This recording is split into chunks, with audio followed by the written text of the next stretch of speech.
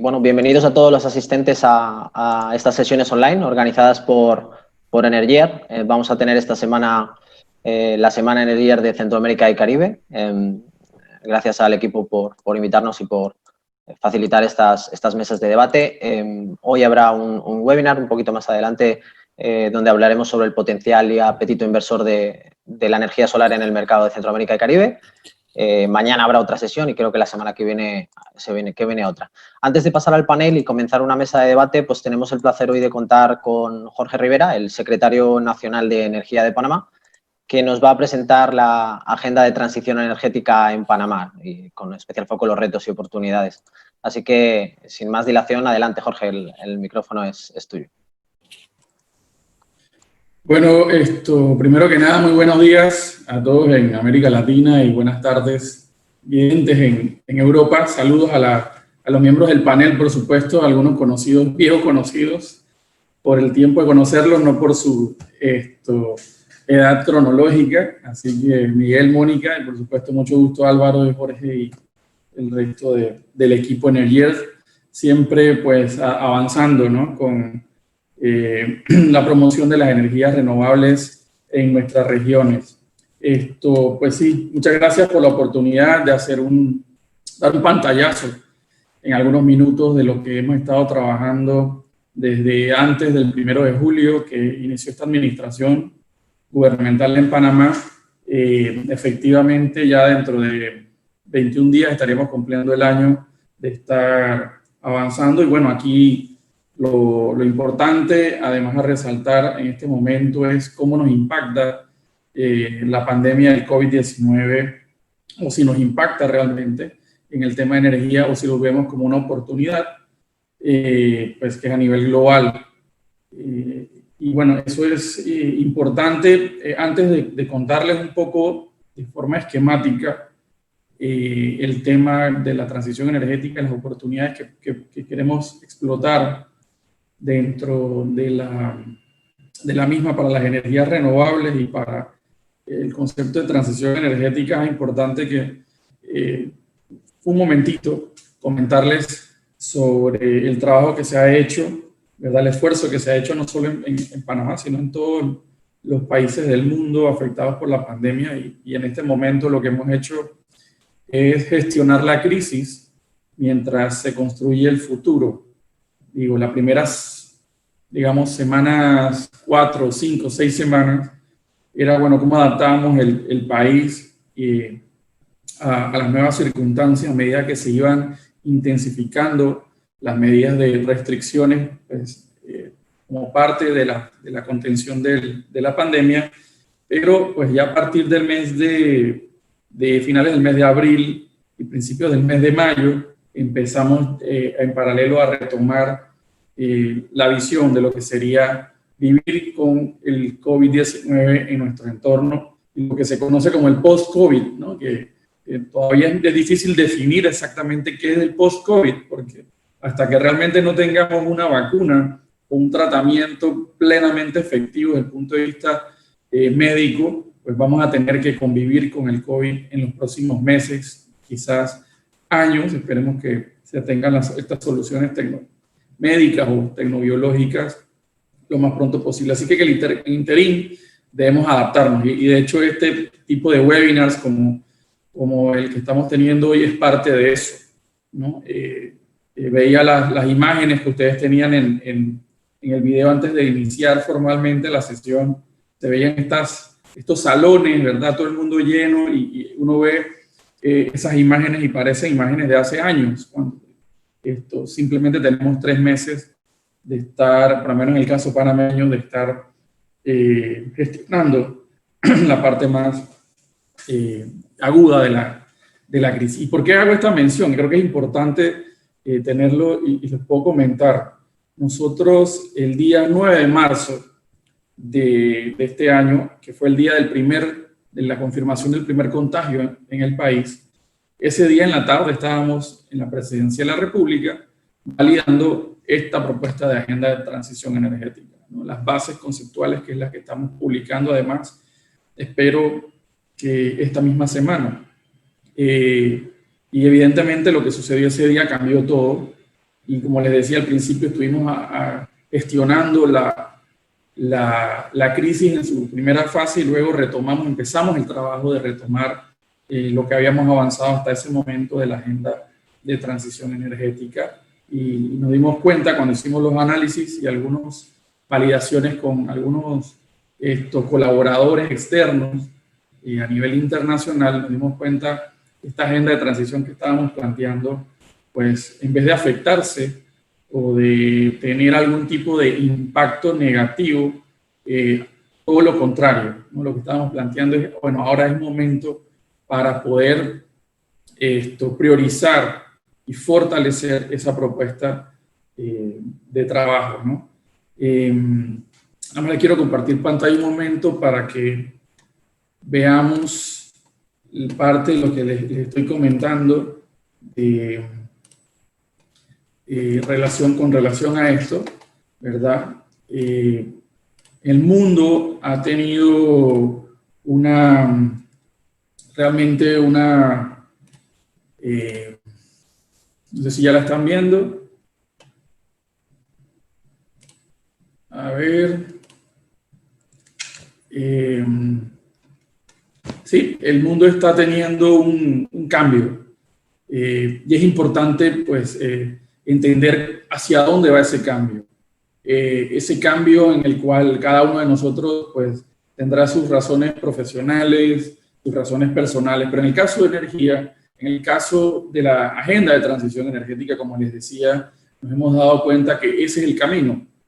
¿Y por qué es el camino? Porque los dos fundamentos para nosotros plantear una agenda de transición energética en el país eran primero el impacto, el principal reto que tenemos como civilización, ya no como generación, en este momento es el cambio climático, sin duda alguna. Ha quedado un poco rezagado en este momento por el impacto de la crisis inmediata del COVID-19. Sin embargo, la crisis fundamental, el reto, desafío sigue siendo el cambio climático, y en ese desafío, en ese tema, el rol del uso de la energía y de la producción de energía es fundamental. Así que, como vemos, hemos tenido en estos meses decenas de informes, de comunicaciones, de decisiones, de noticias, informándonos sobre este cambio de muchas de las economías avanzadas del país, del mundo, a nivel global, en eso, en cómo una recuperación post-COVID debe enfocarse.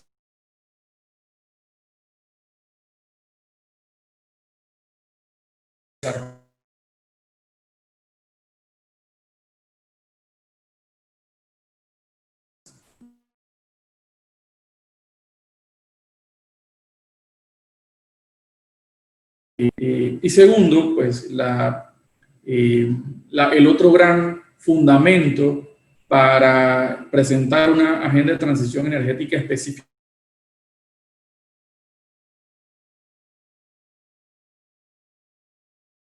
sobre todo en electricidad,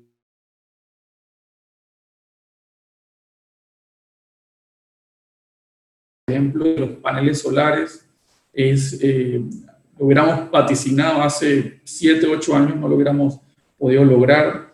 Hubiéramos vaticinado el desarrollo que ha tenido y la disminución de precios de algo como las pilas, el almacenamiento eléctrico a niveles de utility, como lo estamos teniendo en los últimos años y lo que se proyecta en los próximos años, totalmente además asociado con el tema de movilidad eléctrica, de vehículos eléctricos, es impresionante. Pero además de eso, de los avances tecnológicos per se en el sector de energía, el abaratamiento de las tecnologías, el avance de hidrógeno, que todavía demora un poquito más, está el impacto que tiene el avance en la digitalización, en la tecnología de información y digitalización y comunicación, y su impacto en los sectores de energía. Cuando empezamos a hablar de blockchain, cuando empezamos a hablar de big data, cuando empezamos a hablar de medición inteligente, asociada al sector de energía, es un cambio completamente de las reglas del juego, incluso en los próximos años. Así que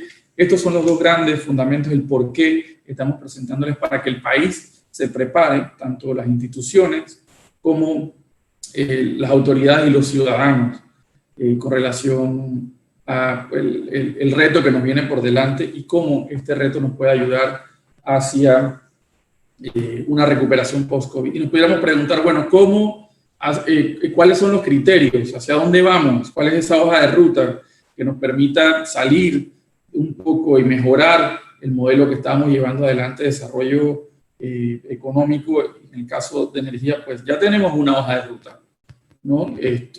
Un macro a nivel global que se ha planteado ya desde hace algunos años, y es la agenda que está planteada en los Objetivos de Desarrollo Sostenible, ¿verdad?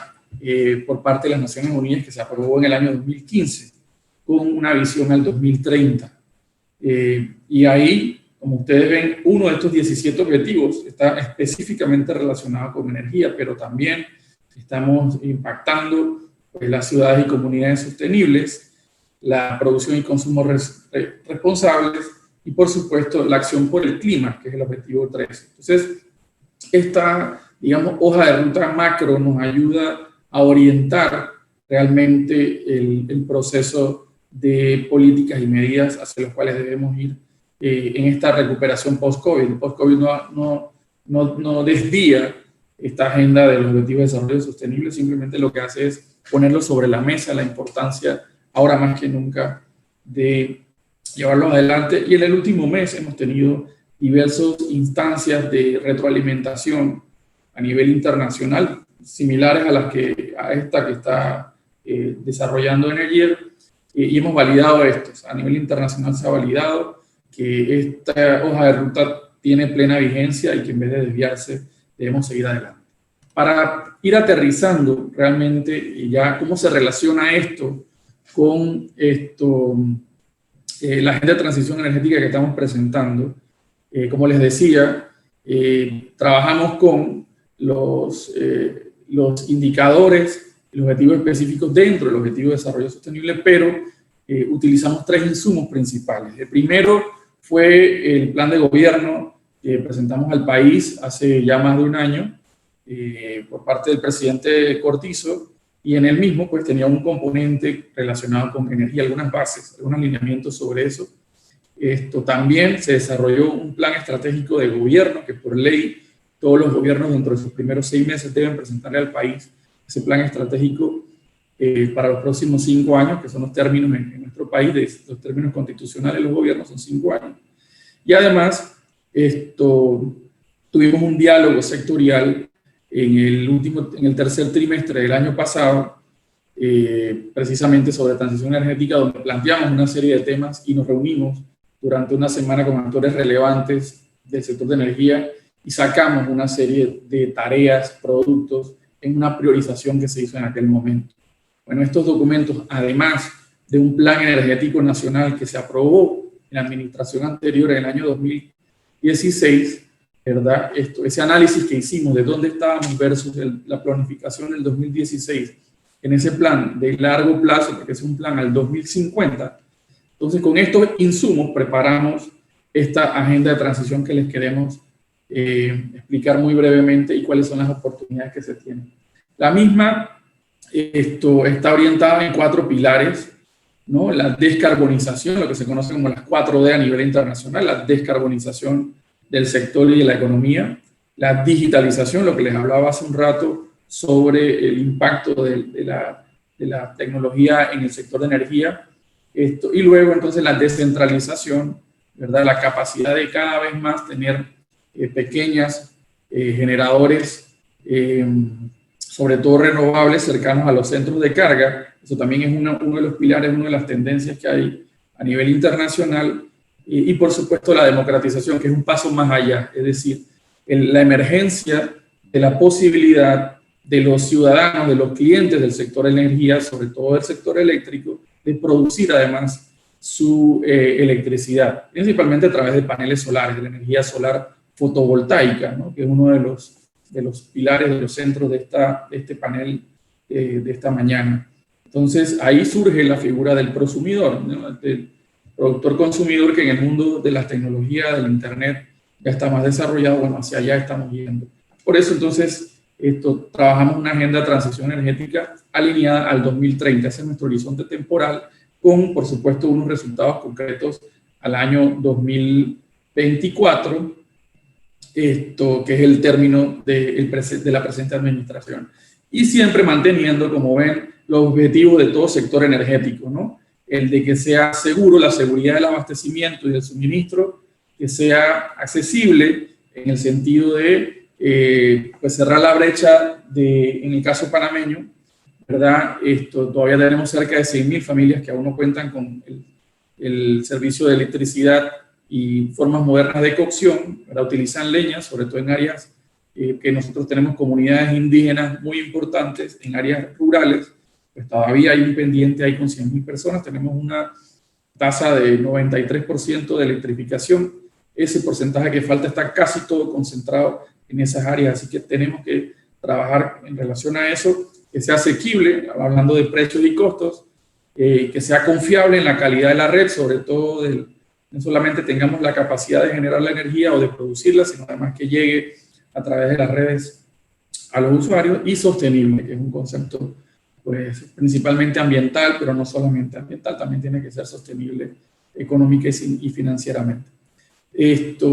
¿Cuáles son las 5 estrategias que en el área de electricidad estamos planteando en esta agenda de transición energética?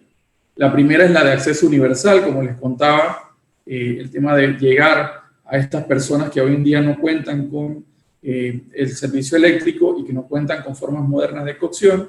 Tenemos una entidad específica dentro del aparato gubernamental dedicada a estos proyectos, que tiene un plan y tiene un presupuesto de proyectos específicos, pero no se tiene una estrategia, un plan nacional, una visión desde la política pública para el cierre de esta brecha, que es importantísima y que es uno de los compromisos del presidente en esta administración.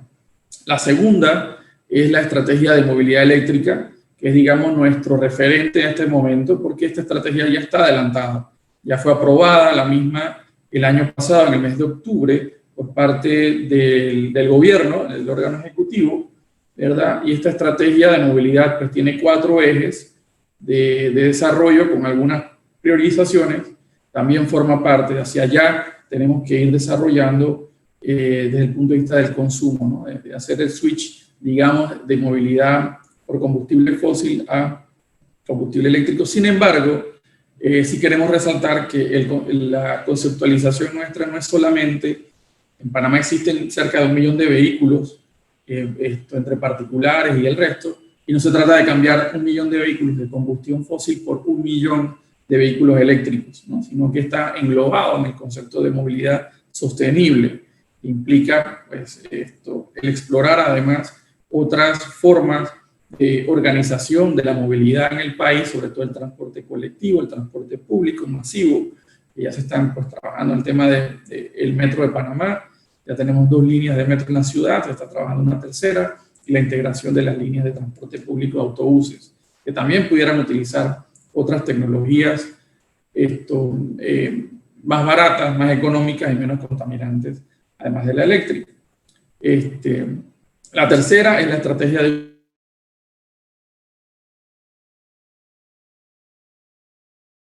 de uso racional y eficiente de energía desde el año 2012, pero a pesar de que la ley ha sido muy robusta y tenía buenos componentes, no ha sido desarrollada e impulsada de la forma que nosotros creemos que deba ser.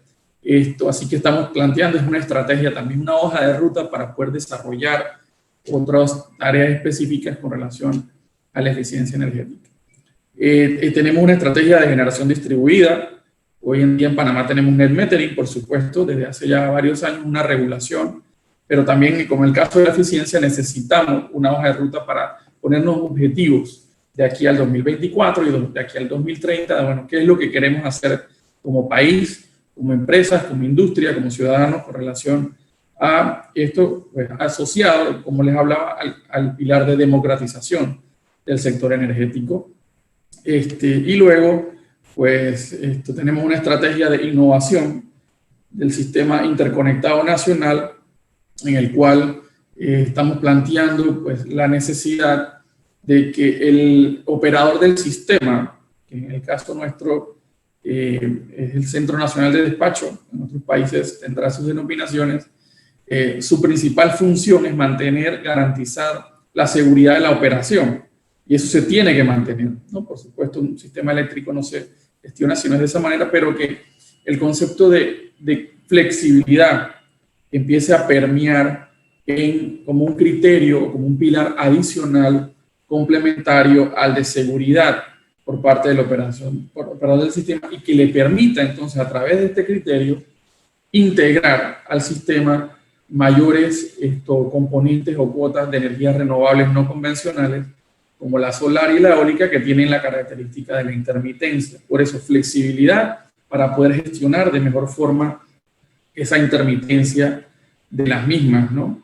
Así que además, en cuanto a las redes, esta estrategia de innovación del SIN apunta a acelerar, a impulsar el concepto de smart grids, de redes inteligentes, combinado con el pilar de digitalización del sector. Bueno, en este caso, las redes de transmisión, por supuesto, y las redes de distribución, combinado con la generación distribuida, integrando inteligencia a las mismas, digitalización para permitir generar este espacio de los prosumidores, ¿no? Así que hacia allá va. En rangos generales, por supuesto, también tenemos dentro de la estrategia de innovación del sistema interconectado nacional evolucionar hacia lo que se conoce como certificados verdes, ¿verdad? Para generar todo un mercado de comercialización de certificados verdes de energía producida con fuentes renovables y limpias. También tenemos que evolucionar hacia buscar la comercialización independiente a nivel de mercado, ¿verdad? Que pues en el país teníamos una propuesta hace algunos años que no caminó en el órgano legislativo, pues por temas realmente de viabilidad sociopolítica más que técnico. Así que hacia allá es donde tenemos que ir desarrollando esta estrategia de innovación del sistema interconectado nacional, ¿no? El mercado, la operación del sistema, buscando esa complementariedad. Pero como ven, la idea es tener una visión integral en donde los puntos se conecten, donde se retroalimenten los unos a los otros, y utilizar el concepto de sinergia entre cada una de estas estrategias. A nivel general, además es importante dos cosas. Esta estrategia, además de las esta agenda de transición, además de las 5 específicas que tenemos para movilidad, para electricidad, tenemos 2 estrategias o 2 líneas de acción en el sector de hidrocarburos, en los cuales también estamos trabajando. Uno es la adopción de una política pública de hidrocarburos para el país, o una estrategia nacional, ¿verdad?, que nos permita consolidar a Panamá como un hub energético. Ya se han venido desarrollando mucho de los trabajos asociados. El principal recurso natural de Panamá, como no sé si ustedes lo saben, no es el Canal de Panamá.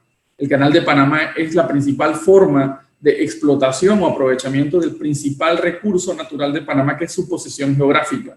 El petróleo de Panamá es su posición geográfica y la hemos estado explotando a través del canal, el sistema portuario, logístico, por supuesto, el hub de las Américas, aeroportuario a nivel de conexión aérea, pero en el sector energético también se ha venido trabajando sobre eso, y queremos tener una hoja de ruta también para que el sector de hidrocarburos, con unas reglas y una hoja de ruta, permita entonces impulsar y desarrollarlo, y que además ese hub energético tenga componentes de este proceso de transición energética que no va a pasar de la noche a la mañana, es un proceso en el cual gradual donde debemos llevar adelante. Y el otro es la actualización regulatoria del marco de los hidrocarburos también, que data del año 2003, incorporando además la regulación específica sobre el gas natural. El gas natural no solamente para generación de electricidad, que en este momento tenemos en Panamá la primera planta de generación de electricidad con gas natural, el gas natural que es un combustible de transición por excelencia a nivel mundial,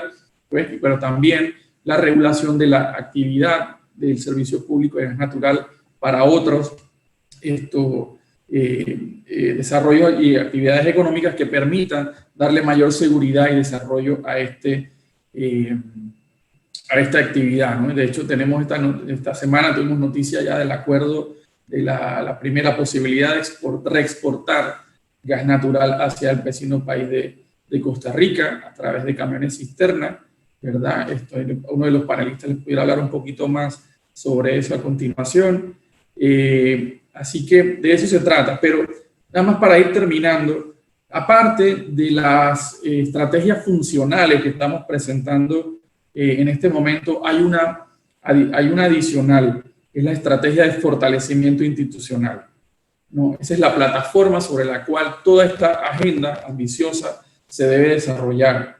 Esa estrategia de fortalecimiento institucional tiene que ver con la coordinación entre la Secretaría Nacional de Energía, fortalecimiento de la misma como ente rector, ¿verdad? Fortalecimiento de la capacidad de planificación del sector. En eso es importantísimo el manejar información de mayor calidad y mejor cantidades como de las que tenemos hoy en día para poder tomar mejores decisiones, no solamente de las entidades públicas o las instituciones, sino también de las empresas y de los ciudadanos. Entonces ahí tenemos también un componente importante de la creación de un sistema nacional de información energética, que es un pendiente que tenemos desde el año 97, aunque parezca mentira, como país. En la ley que se dictó el año 97, la ley 6, establecía la creación de un sistema interconectado y hasta ahora lo estamos desarrollando. Esperemos que de aquí a fin de año ya lo tengamos listos para estar online a disposición del público, para poder tomar decisiones. Estamos en la sociedad del conocimiento y la información es clave para todos los actores. Y por otro lado, en esa estrategia de fortalecimiento institucional hay un componente que normalmente nos referimos a institucionalidad versus las entidades, las oficinas, pero también el mercado es una institución. El mercado eléctrico, que ha tenido mucho éxito en el caso panameño, también podemos, alineados con la estrategia de innovación del sistema interconectado, mejorar la institucionalidad del mercado para poder seguir atrayendo mejores inversiones y mayores inversiones en el mismo, no solamente a nivel de la oferta de generación, sino también el resto de la cadena. Y ahí es fundamental el rol del sector financiero. Tenemos una línea de acción que queremos trabajar para involucrar más activamente al sector financiero, sobre todo al sector bancario, en el cual Panamá pues tiene fortalezas importantes como un centro bancario regional para permitir el involucramiento de las entidades de crédito para desarrollar una serie de actividades que hoy en día van más allá del financiamiento de proyectos de generación hidroeléctricos, térmicos, eólicos o solares a nivel de utility, sino que tengamos la posibilidad de que estos nuevos modelos de negocio que surgen con la transición energética tengan el respaldo del sector financiero, pues, entendiendo un poco mejor cómo funcionan estas actividades novedosas y así pues su percepción de riesgo frente a este tipo de modelo de negocio disminuya y permita generar masa crítica adicional de financiamiento, sobre todo en los momentos post-COVID, que nos permitirá además generar una gran cantidad de empleos. Así que para cerrar, dos cosas: ¿cuáles son las oportunidades concretas de desarrollo de las energías renovables en el país? Y los desafíos. Bueno, los desafíos, como todos sabemos, tenemos dos proyectos de gas natural pendientes de aprobación y de desarrollo, más que de aprobación, desde hace ya cerca de un poco más de 5 años, que generan mucha incertidumbre en el mercado. Si tuviéramos que hablar como el principal desafío para el impulso de las energías renovables a todos los niveles, en nuestro caso, pues precisamente es ese.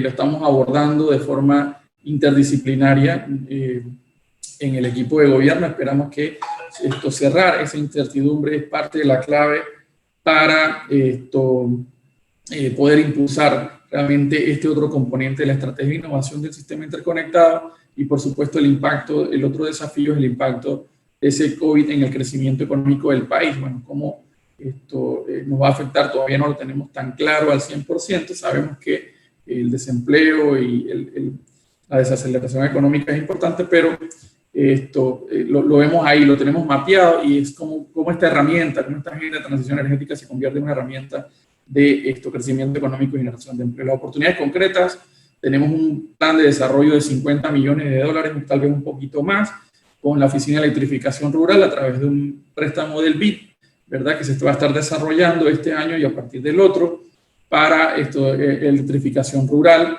que tiene un componente importante de paneles solares para estos sistemas aislados. También queremos, en las oportunidades concretas en los próximos meses, queremos llevar adelante dentro de la estrategia de eficiencia energética una posibilidad de llevar más entidades del Estado hacia convertirse en grandes clientes del mercado eléctrico para pues, permitir que estos grandes clientes se surtan con energías renovables principalmente. También tenemos la construcción de la cuarta línea de TESA, cuya publicación del acto para la contratación o para el llamado de ofertas debe estar dándose durante este año también, ¿verdad? Y esta línea nos va a permitir pues, darle confiabilidad al sistema y permitir la integración de nueva energía renovable no convencional desde el oeste, el occidente y el norte del país.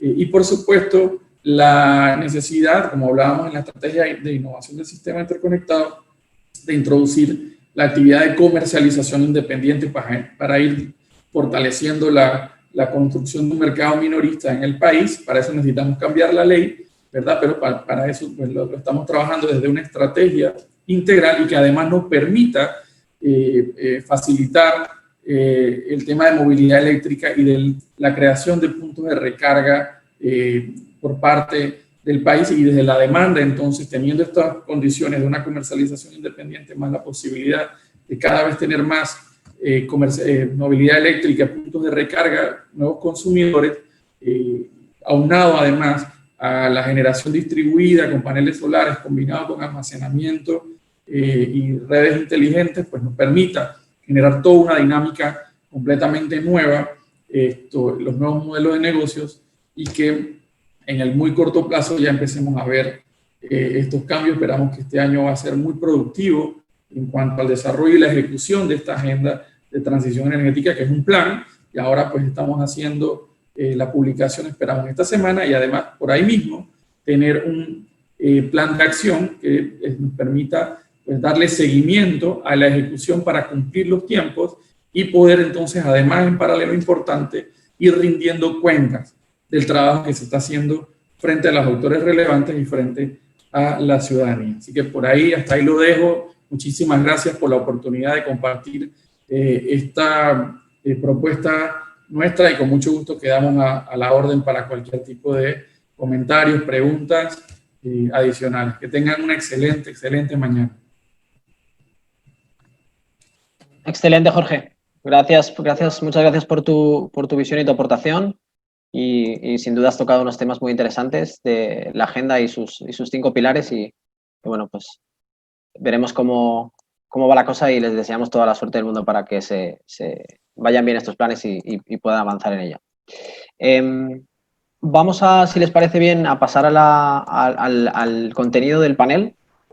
Se nos ha cortado un poquito el tiempo. Como les decía, hoy vamos a hablar del apetito y del potencial del mercado solar en la región de Centroamérica y Caribe. Para tal cosa, contamos con un panel de expertos y de profesionales de la región de muy alto nivel. Les voy a introducir, en primer lugar tenemos a Mónica Lupiáñez, que es la Managing Director y la líder de renovables de la empresa Interenergy. Interenergy es un grupo de generación eléctrica que tiene presencia en Panamá, en Chile, en República Dominicana y Jamaica, y tienen centralizada su división de renovables del grupo en el país de Panamá. Después tenemos a Miguel Bolinaga. Miguel es el presidente de AES Panamá.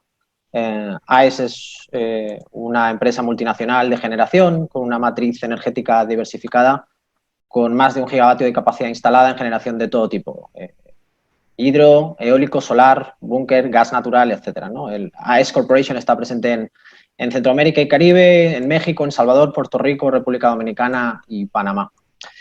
Tenemos también a Jorge Visoso, que es el Sales Manager de Latinoamérica de Goodby, que es una empresa de fabricación de inversores solares fotovoltaicos y soluciones de almacenamiento, que cuenta con una instalación acumulada de 16 gigavatios en más de 80 países. Y por último, contamos con Luis Miguel González, que es el líder comercial de energía solar de Green Yellow, que es una empresa internacional dedicada al diseño, construcción, instalación y operación de plantas solares de pequeña y de gran escala, y cuentan con amplia presencia internacional y en Latinoamérica están en sitios como en Panamá, en Colombia, en el Caribe o en Brasil. Un servidor que les habla, voy a ejercer de moderador, soy Álvaro Velasco, soy el gestor regional en Enertis de la región de México, Centroamérica y Caribe y Colombia. Y Enertis es básicamente una empresa de consultoría técnica e ingeniería independiente y damos servicio a generadores, desarrolladores, etcétera, en contextos de soporte técnico para desarrollo de proyectos renovables y construcción y operación. Sin más dilación, y ya me callo un poco, me gustaría dar la palabra a cada uno de los participantes para que nos explique un poco cuál es la actividad de cada empresa y si nos pueden ya dar un poquito de contexto para ir abriendo boca desde su perspectiva, en qué países están activos en la región, cuáles están interesados y cuál es un poco su portafolio de proyectos, pues para que la audiencia ya vaya teniendo una idea de a quién tenemos. Si ¿te parece? Empezamos contigo, Mónica. Ok. Bueno, buenos días. Muchas gracias a todos, en especial al equipo de Energear por darnos la oportunidad de tener este conversatorio en el día de hoy. InterEnergy, su principal actividad durante más de 3 décadas de trayectoria ha sido la generación de energía eléctrica y su comercialización. En República Dominicana también nos dedicamos a la distribución para la zona este del país, que es el principal polo turístico. Nuestro grupo es pionero en tecnología de vanguardia enfocada en la eficiencia energética y en las energías renovables. Y de estos 2 pilares siguen marcando pues, el rumbo de nuestro pasado, presente y nuestros próximos proyectos. Los activos de fuentes renovables en el grupo representan el 30% del total de activos de generación, aproximadamente unos 335 megavatios de capacidad renovable, sobre un total de 1,2 gigavatios de capacidad instalada de diferentes tecnologías. Para que se hagan una idea, la generación anual del grupo de la parte renovable son 800 gigavatios hora, que más o menos equivaldrían a la atención de una demanda eléctrica de unas 313 viviendas. Y bueno, gracias a la inversión de casi 600 millones de dólares que en los últimos 5 años el grupo ha realizado en activos de generación renovable, pues hemos conseguido que nuestros clientes reduzcan sus emisiones y contribuido con una reducción de más, por ejemplo, en el año 2019, 210.000 toneladas de CO2. Para marcar algunos de los compromisos que el grupo lleva realizando, pues el parque eólico en República Dominicana, que fue el primero del país hace ya casi 12 años, cuando creo que no había mucha eólica por casi ningún sitio. La gran apuesta en Panamá con la construcción del parque eólico, que es el más grande de Centroamérica, que es Laudato Si, de 215 megavatios, y hoy hace ya 6 años. Y recientemente, pues con el lanzamiento también en Panamá de nuestra iniciativa SER, que es suministro de energías renovables, que se lanzó junto a la inauguración de nuestro parque solar Icacos de 40 megavatios, convirtiendo a InterEnergy Group en el grupo de generación capaz de suministrar energía 100% renovable en el país, esta energía proveniente de nuestro parque de Laudato Si, de Icacos, y completando nuestra generación mediante contratos de reserva de fuente hidroeléctrica, asegurando así a nuestros clientes suministro renovable en horario 24/7, que es importante remarcar. Básicamente, el grupo desempeña un papel clave en el desarrollo de mercados donde opera y especialmente, por ejemplo, en el sector turístico, como en el caso de República Dominicana, donde provee energía al 65% del sector turístico nacional y lo cual representa más de 45.000 habitaciones. Ha sido, digamos, una de las áreas que han sido más golpeadas en esta situación por esta pandemia. En este sentido, tenemos la responsabilidad de acompañar a la recuperación y desarrollo del sector a través de la provisión de soluciones energéticas de vanguardia, algunas de ellas de las que somos pioneros y hoy quisiera compartir con ustedes porque son bien interesantes. Interenergy cuenta con el primer sistema District Energy del Caribe, que utiliza la energía residual de las operaciones de nuestra planta para generar agua caliente y vapor y igualada utilizada para los hoteles, permitiendo en ese caso ahorrar 61.000 barriles de combustible al año y evitar la emisión de 28.000 toneladas de CO2. Y también suministramos fuente solar, a través de fuente solar, energías a complejos hotelero operado por Carisma Hoteles Resort con 460 habitaciones en la zona de Úbero Alto, que permite a los hoteles Nickelodeon de Punta Cana y Sensatori Resort pues, a operar con energía limpia, bajo el plan precisamente en uno de los pilares del plan de 4D de descarbonización que también el grupo lleva siguiendo durante varios años. Básicamente, el grupo se ha planteado liderar esta transformación del sector energético de la región y un poco en línea de lo que el secretario comentaba, creemos que es una oportunidad para acelerar todo eso, el proceso que teníamos previsto, ¿no? En la actualidad, el grupo está desarrollando varios proyectos renovables solares para aumentar el portafolio de la región, un total de 150 megavatios repartidos entre proyectos en Colombia, en Panamá, República Dominicana, donde tenemos presencia, en México y Perú. Y, bueno, viendo la adquisición de nuevos activos donde el grupo ya tenga presencia y en nuevos países para expandir este portafolio. Al final, en este camino, nuestros clientes se convierten en nuestros principales socios estratégicos y compartimos nuestra visión de aprovechar los recursos naturales disponibles 100% renovables y evitando la emisión de gases contaminantes durante la generación de energía. Y para nosotros esta es la consecución de la materialización del cambio. Desde Interenergy tenemos el fiel propósito de seguir apostando por las renovables y ahora más que nunca. Vale, gracias, Mónica. Veo que están muy activos en la región. Si te parece, voy a pasar un poco con el resto de los participantes para que también den su visión y luego vamos un poquito más en profundidad porque has mencionado mercados muy interesantes, has hablado de contratos directamente con hoteles. O sea, hay mucho potencial ahí, a ver si conseguimos luego sacar un poco de chicha ahí sobre las posibles potencialidades o oportunidades que hay en la región y a ver cuál es el secreto de su éxito. Miguel, si te parece, continuamos contigo, por favor. Sí, cómo no. Muy buenos días, tengan todos. Un placer poder estar aquí y conversar por lo menos 1 hora y media con ustedes. Muchísimas gracias a Energy por la invitación. Un placer compartir también con todos aquí, mis compañeros panelistas, ¿no? Y ver tantas caras conocidas. Sí, mira, antes de que yo empiece a hablar un poco de AES, quiero comentarles que ya nuestro presidente ejecutivo de la corporación de AES Corporation dio un objetivo claro al mundo de hacia dónde queríamos ir nosotros, ¿no?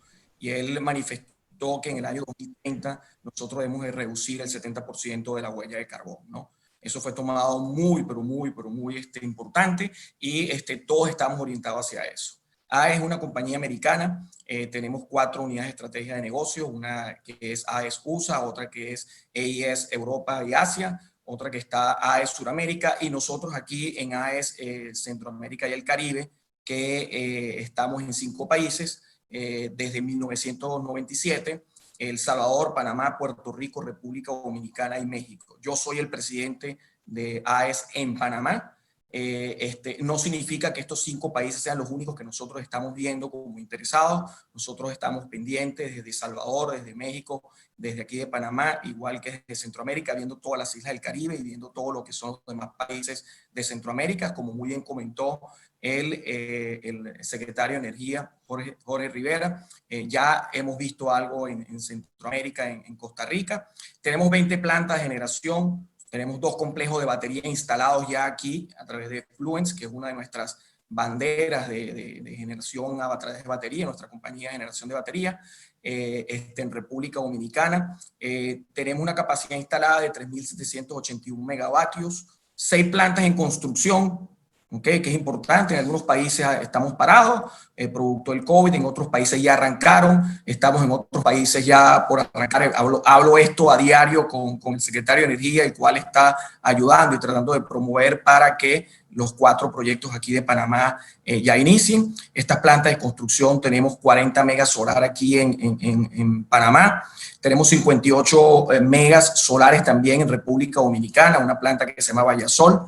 Tenemos 300 megavatios eólicos en Guadalupe y también estamos estudiando en El Salvador, en República Dominicana, en Salvador y Puerto Rico, alguna otra instalación. 4 empresas distribuidoras en El Salvador con más de 1.3 millones de clientes y 1.927 colaboradores. Adicionalmente, de 3 terminales de gas natural que tenemos, que existen en Centroamérica, 2, Centroamérica del Caribe, 2 son nuestros, uno en República Dominicana, otro aquí en Panamá. Vemos el gas, como dijo, es un combustible noble, es un combustible que va a servir de transición, una transición larga, donde no únicamente está centrado al tema de energía, sino que va a ayudar también con emisiones de carbón, en reducción de emisiones de carbón en todo el tema de la industria, en todo el tema del bunkering, que sabemos aquí que es el utilizar aquí en Panamá, que los barcos utilicen el gas natural como un combustible de propulsión, un combustible de traslado hacia otro país. Vemos también el tema del transporte. Creemos que el transporte, como está en muchos países de Europa y en Estados Unidos y en otros países, en Colombia, aquí cerquita, cómo se utiliza en el transporte público el gas natural y, por supuesto, en energía. Tenemos nuestra planta de 381 megavatios y sabemos que esto va a seguir creciendo. Ahora, cuando bajamos un poco hacia Panamá, en Panamá tenemos 21 años en el país, es la única empresa que desde que se hizo la privatización ha continuado. Aquí hay más o menos 54 generadores en este momento, de diferentes, es una matriz bastante nutrida y bastante madura, no así como era en el año 2013, sino que ha empezado también a evolucionar con gas natural, ha empezado a evolucionar con solar, con viento, y pensamos que es una buena oportunidad para que sigamos creciendo, ¿no? En esto somos socio estratégico del Estado panameño. En estos 21 años hemos dejado más de 750 millones de dólares en lo que es dividendos e impuestos. Representamos el 29% de las inversiones que se ha hecho en el país en la parte del sector eléctrico, con más de 2.650 millones de dólares. Y como conversé, nuestra última planta fue la planta de Colón con, mentira, corrijo, no fue la última planta, la penúltima. La última planta fue una adquisición, Vecinos de Interenergy, una planta eólica que hace 3 semanas ya pasó a ser nuestra, después de aproximadamente 5 o 6 meses de hacer un proceso de evaluación muy complejo.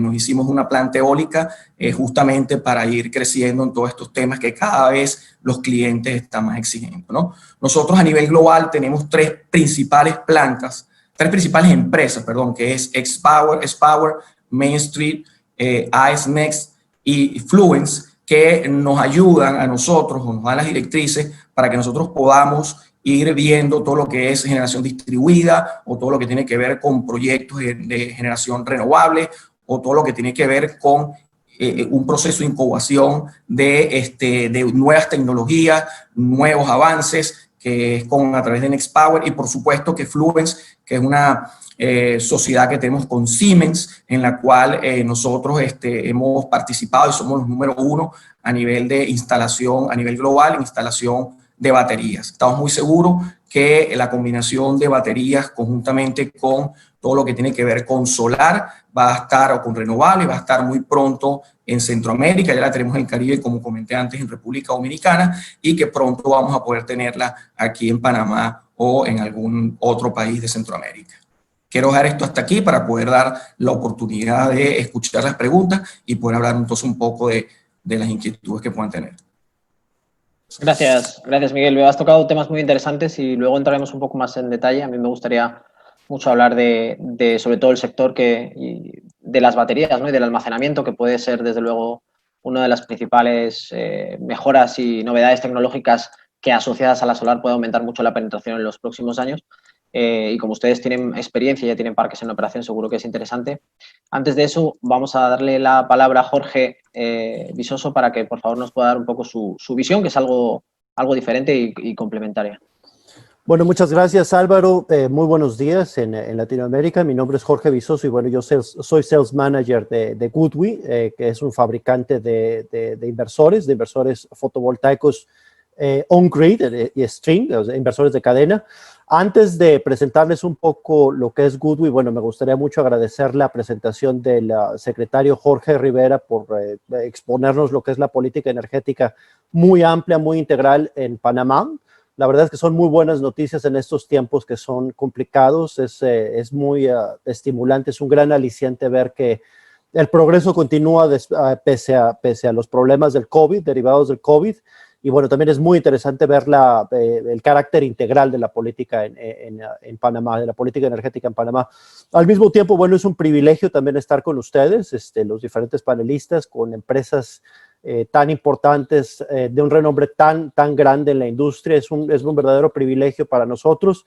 Les agradezco mucho esta oportunidad. También agradezco a Energy Year la organización de este evento y bueno, paso a presentarles un poco lo que es Goodwe. Goodwe, como decía al principio, es fabricante de inversores de cadena on-grid. La empresa fue fundada hace 10 años, es una empresa relativamente joven en la industria energética, en la industria fotovoltaica. Estamos establecidos en la ciudad de Suzhou, que es muy cerca de Shanghai. Estamos como a 70 kilómetros de Shanghai, lo cual significa que, bueno, pues estamos en una especie como de hub logístico, de hub tecnológico dentro de China, dentro de la gran manufactura china. Y bueno, tenemos un muy amplio portafolio de inversores fotovoltaicos. Tenemos desde inversores residenciales de 700 watts hasta 80 kilowatts, que es lo que tenemos actualmente, pero algo muy interesante de nuestro perfil es que, bueno, continuamente estamos innovando y este año estamos lanzando diferentes productos. Debo decirles que, bueno, en la región de Centroamérica somos relativamente nuevos. Tenemos muchos años, o tenemos algunos años en América Latina. De los 10 que tenemos, fácilmente tenemos 5 años en América Latina, en lo que es Brasil, en lo que es México, Argentina y Chile, pero bueno, en Centroamérica somos nuevos. Vemos con un tremendo interés los desarrollos energéticos de la región, el dinamismo de la región. Yo personalmente estaba reflexionando antes de esta presentación que, bueno, Centroamérica es una especie como de Vietnam, ¿no? Es como una especie como de dragón emergente. Y bueno, ver las noticias sobre todo lo que ustedes están haciendo, empresas como AES, como Interenergy, Green Yellow, lo que están haciendo en Centroamérica, pues es también muy estimulante y bueno, es una razón más para nosotros para querer explorar lo que es Centroamérica. Somos relativamente nuevos, así que bueno, hay cosas que no conocemos tanto en detalle, pero bueno, en los últimos meses, en los últimos años, el número de consultas que estamos recibiendo de la región de Centroamérica y del Caribe se ha incrementado muchísimo. Y bueno, esa es un poco la razón por la que yo estoy dedicado 100% a intentar desarrollar nuestros negocios en Centroamérica y en el Caribe. Les decía, entonces tenemos un portafolio de inversores muy amplio. Tenemos desde 700 watts hasta 80 kilowatts. Tenemos inversores monofásicos y trifásicos. Son nuestros inversores para uso residencial. Tenemos también inversores, un portafolio muy interesante de inversores de uso comercial e industrial. Inversores que se utilizan en centros comerciales, en restaurantes, todo esto. Y este año estamos lanzando hacia finales de tercer trimestre, cuarto trimestre, lo que va a ser nuestros inversores para uso en parques solares, inversores grandes. Este año vamos a presentar un inversor de 100 a 136 kilowatts, más o menos, de potencia, y el año que entra vamos a lanzar uno de 250 kilowatts. Además de estos inversores convencionales, on-grid y string inverters, también somos líderes en el tema de almacenamiento de energía. Toca un poco lo que mencionaba Miguel, lo que mencionaba Mónica sobre las baterías y todo esto. Nosotros somos líderes principalmente en el tema de los inversores de almacenamiento en el sector residencial. Este año apenas vamos a lanzar inversores de almacenamiento para uso comercial e industrial. De 50 a 100 kilowatts más o menos, que también van a ser utilizables en negocios, ¿no? En centros comerciales y todo esto. Tenemos presencia en muchos países, ya lo decías tú, Álvaro, al principio de la presentación. Estamos en aproximadamente 100 países en los que se han vendido directamente o indirectamente nuestros inversores. Tenemos oficinas y tenemos un equipo internacional y tenemos también centros de servicios, damos apoyo postventa en diferentes países. Tenemos alianzas estratégicas con diferentes empresas. Por ejemplo, uno de nuestros grandes socios estratégicos es BYD. Quizás lo conozcas, es una empresa china fabricante de baterías y de coches eléctricos. Ellos son los fabricantes justamente de algunas de las baterías que son compatibles con nuestros inversores.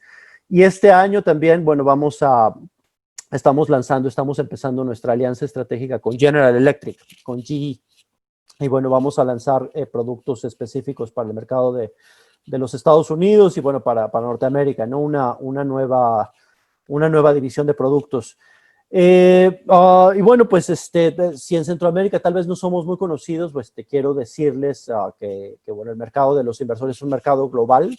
A lo largo de los años hemos logrado una posición de liderazgo en países como Holanda, como Australia, que son altamente demandantes y bueno, basados en esa experiencia, en el conocimiento de diferentes mercados, bueno, pues estamos afinando nuestras baterías, digamos, para concentrarnos más en Centroamérica. Un elemento más que me gustaría mencionar para concluir mi introducción es que, bueno, Goodby es una empresa dedicada a la innovación. Tenemos un equipo más o menos de 200 ingenieros que están dedicados a generar investigación y desarrollo en el tema de los inversores. Y bueno, están ellos en Suzhou, están en Shenzhen, en diferentes ciudades. Entonces, bueno, eso es un poco sobre lo que es Goodby. Es un poco técnico el tema. Y bueno, pues es la visión de los fabricantes, ¿no? Muchas gracias, Álvaro. Gracias, Jorge. Veo que ustedes están un poco más enfocados a la pequeña escala de momento, aunque van a sacar un nuevo producto para la gran escala. Eso está bien, nos hace un poco el panel bastante complementario y además va en línea también un poco, entiendo, con la línea de negocio de nuestro siguiente panelista, Luis Miguel. Si puedes, por favor, darnos una versión que es un poquito cortita, un poco de lo que hacen ustedes y un poco en qué mercados están activos y ya nos ponemos un poco, nos metemos en harina. Dale, Álvaro, muchas gracias. La verdad que es un verdadero placer y agradezco la oportunidad que nos da Energy Year de poder participar, de poder contar un poco lo que estamos haciendo, las inversiones que tenemos para los próximos años. Y sí, justamente tuve oportunidad de conocer tu marca, Jorge, entre el 2006 y el 2016-2017 en SNEC Shanghai.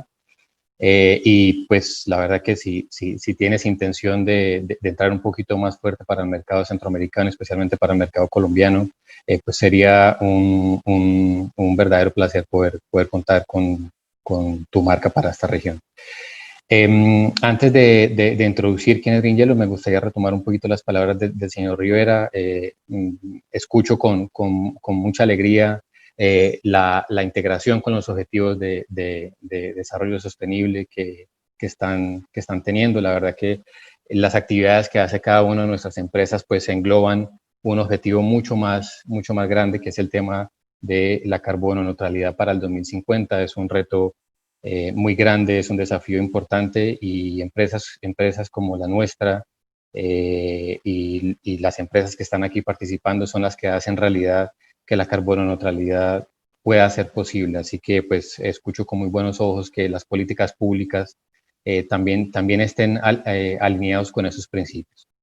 ¿Quién es Green Yellow? Green Yellow es una empresa originalmente francesa. Nosotros nacimos haciendo eficiencia energética hace más o menos unos 20, 21 años.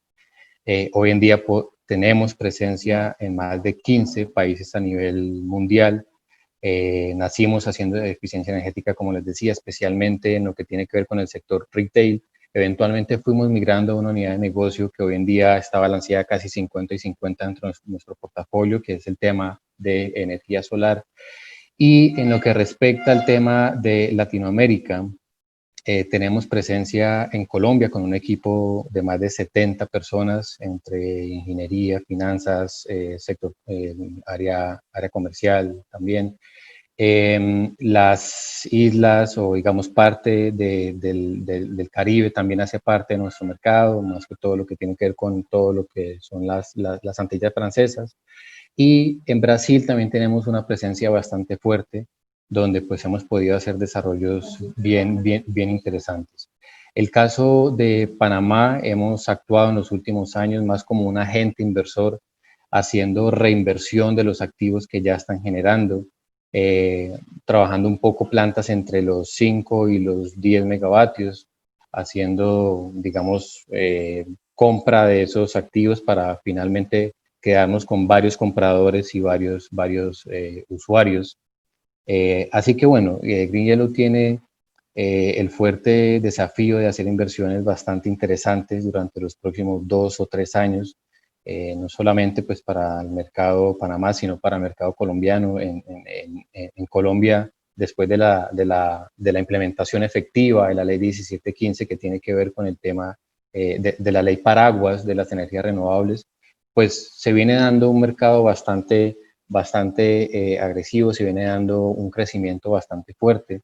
Si bien nuestra matriz energética pues es, digamos, un 65-70% hídrica, pues también hay oportunidad de trabajar con energías renovables.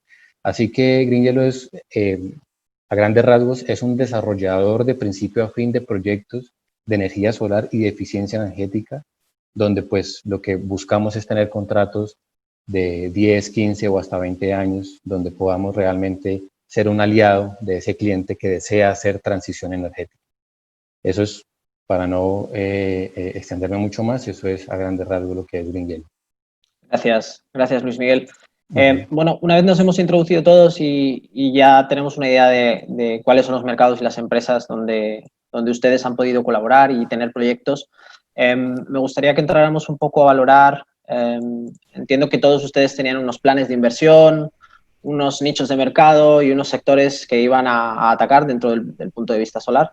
Y pues ha llegado el tema del coronavirus, que nos gustaría que no estuviera, pero digamos que es una conversación de la que no podemos evitar y al final nos va a afectar a todos.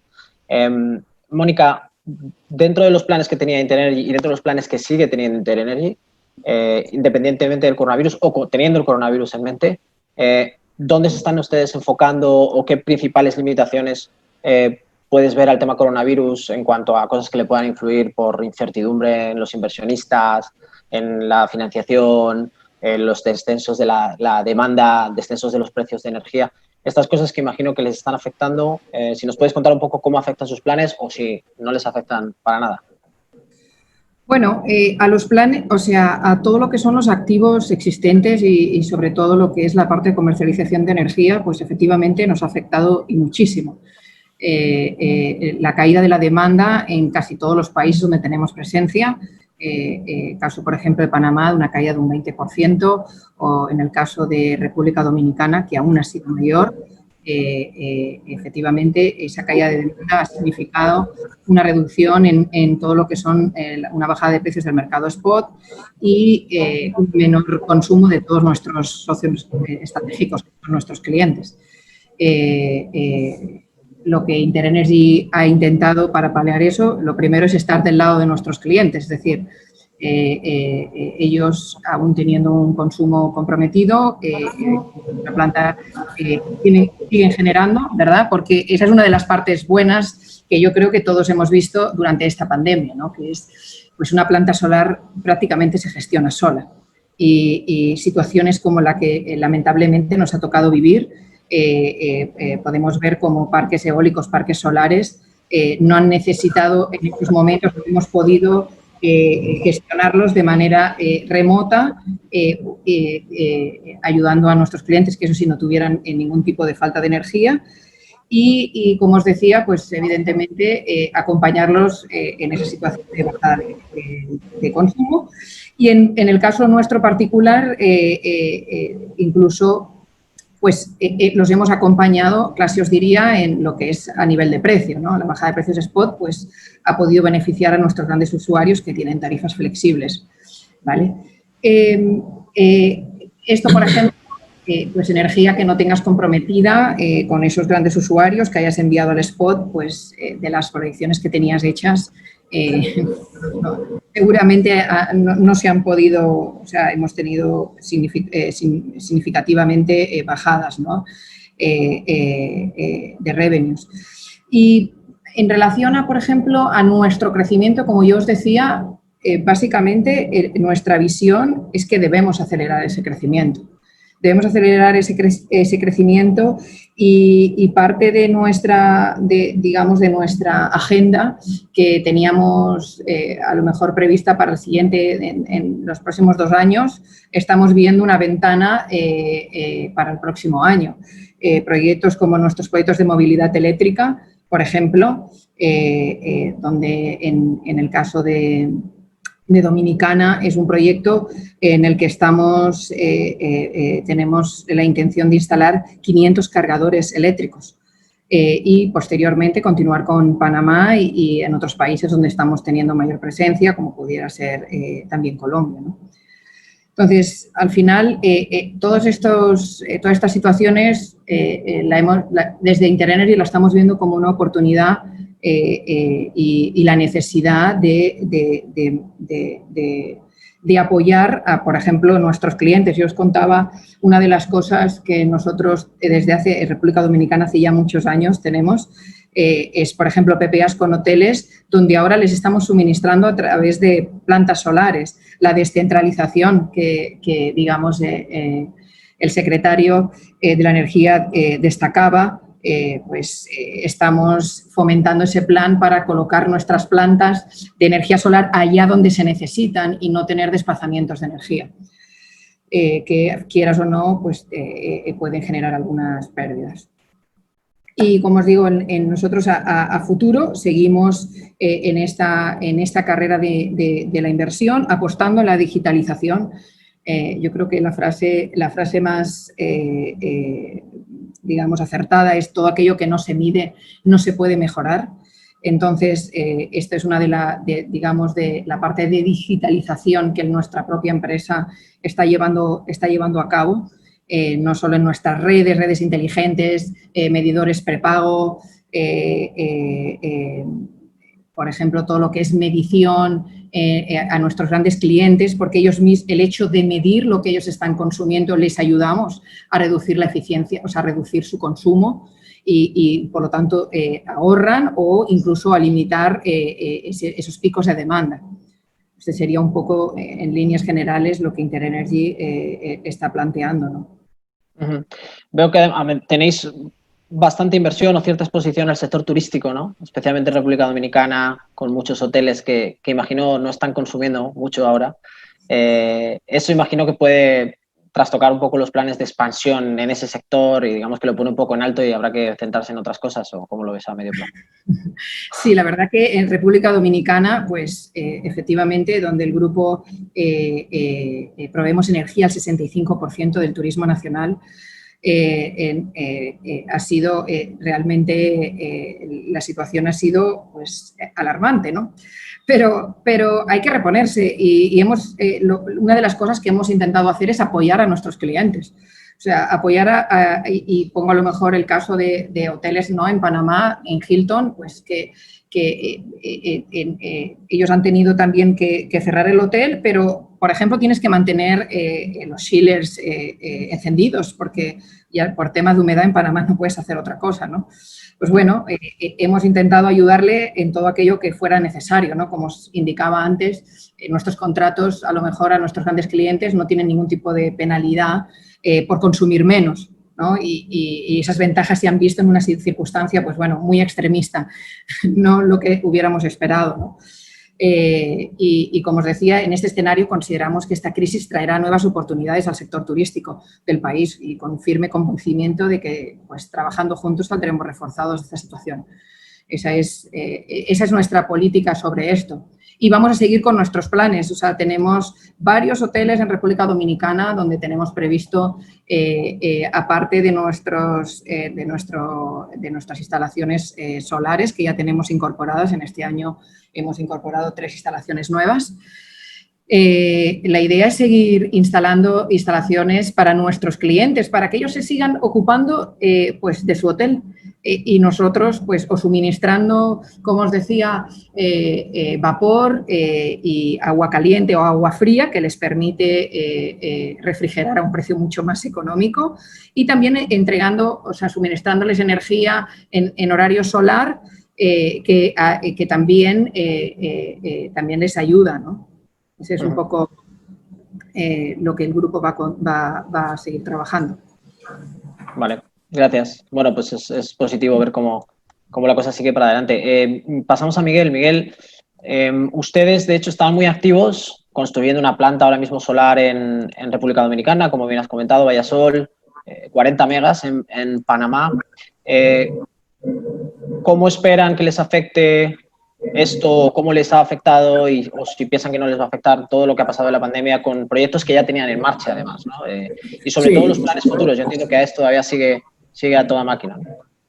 Sí, es correcto. Fíjate, mira, indudablemente al principio hubo un poco de incertidumbre, ¿no? Cuando nosotros, de hecho, estos 4 proyectos solares, porque estos 40 megas que estamos viendo aquí en Panamá son 4 proyectos solares en 4 provincias diferentes, ¿no?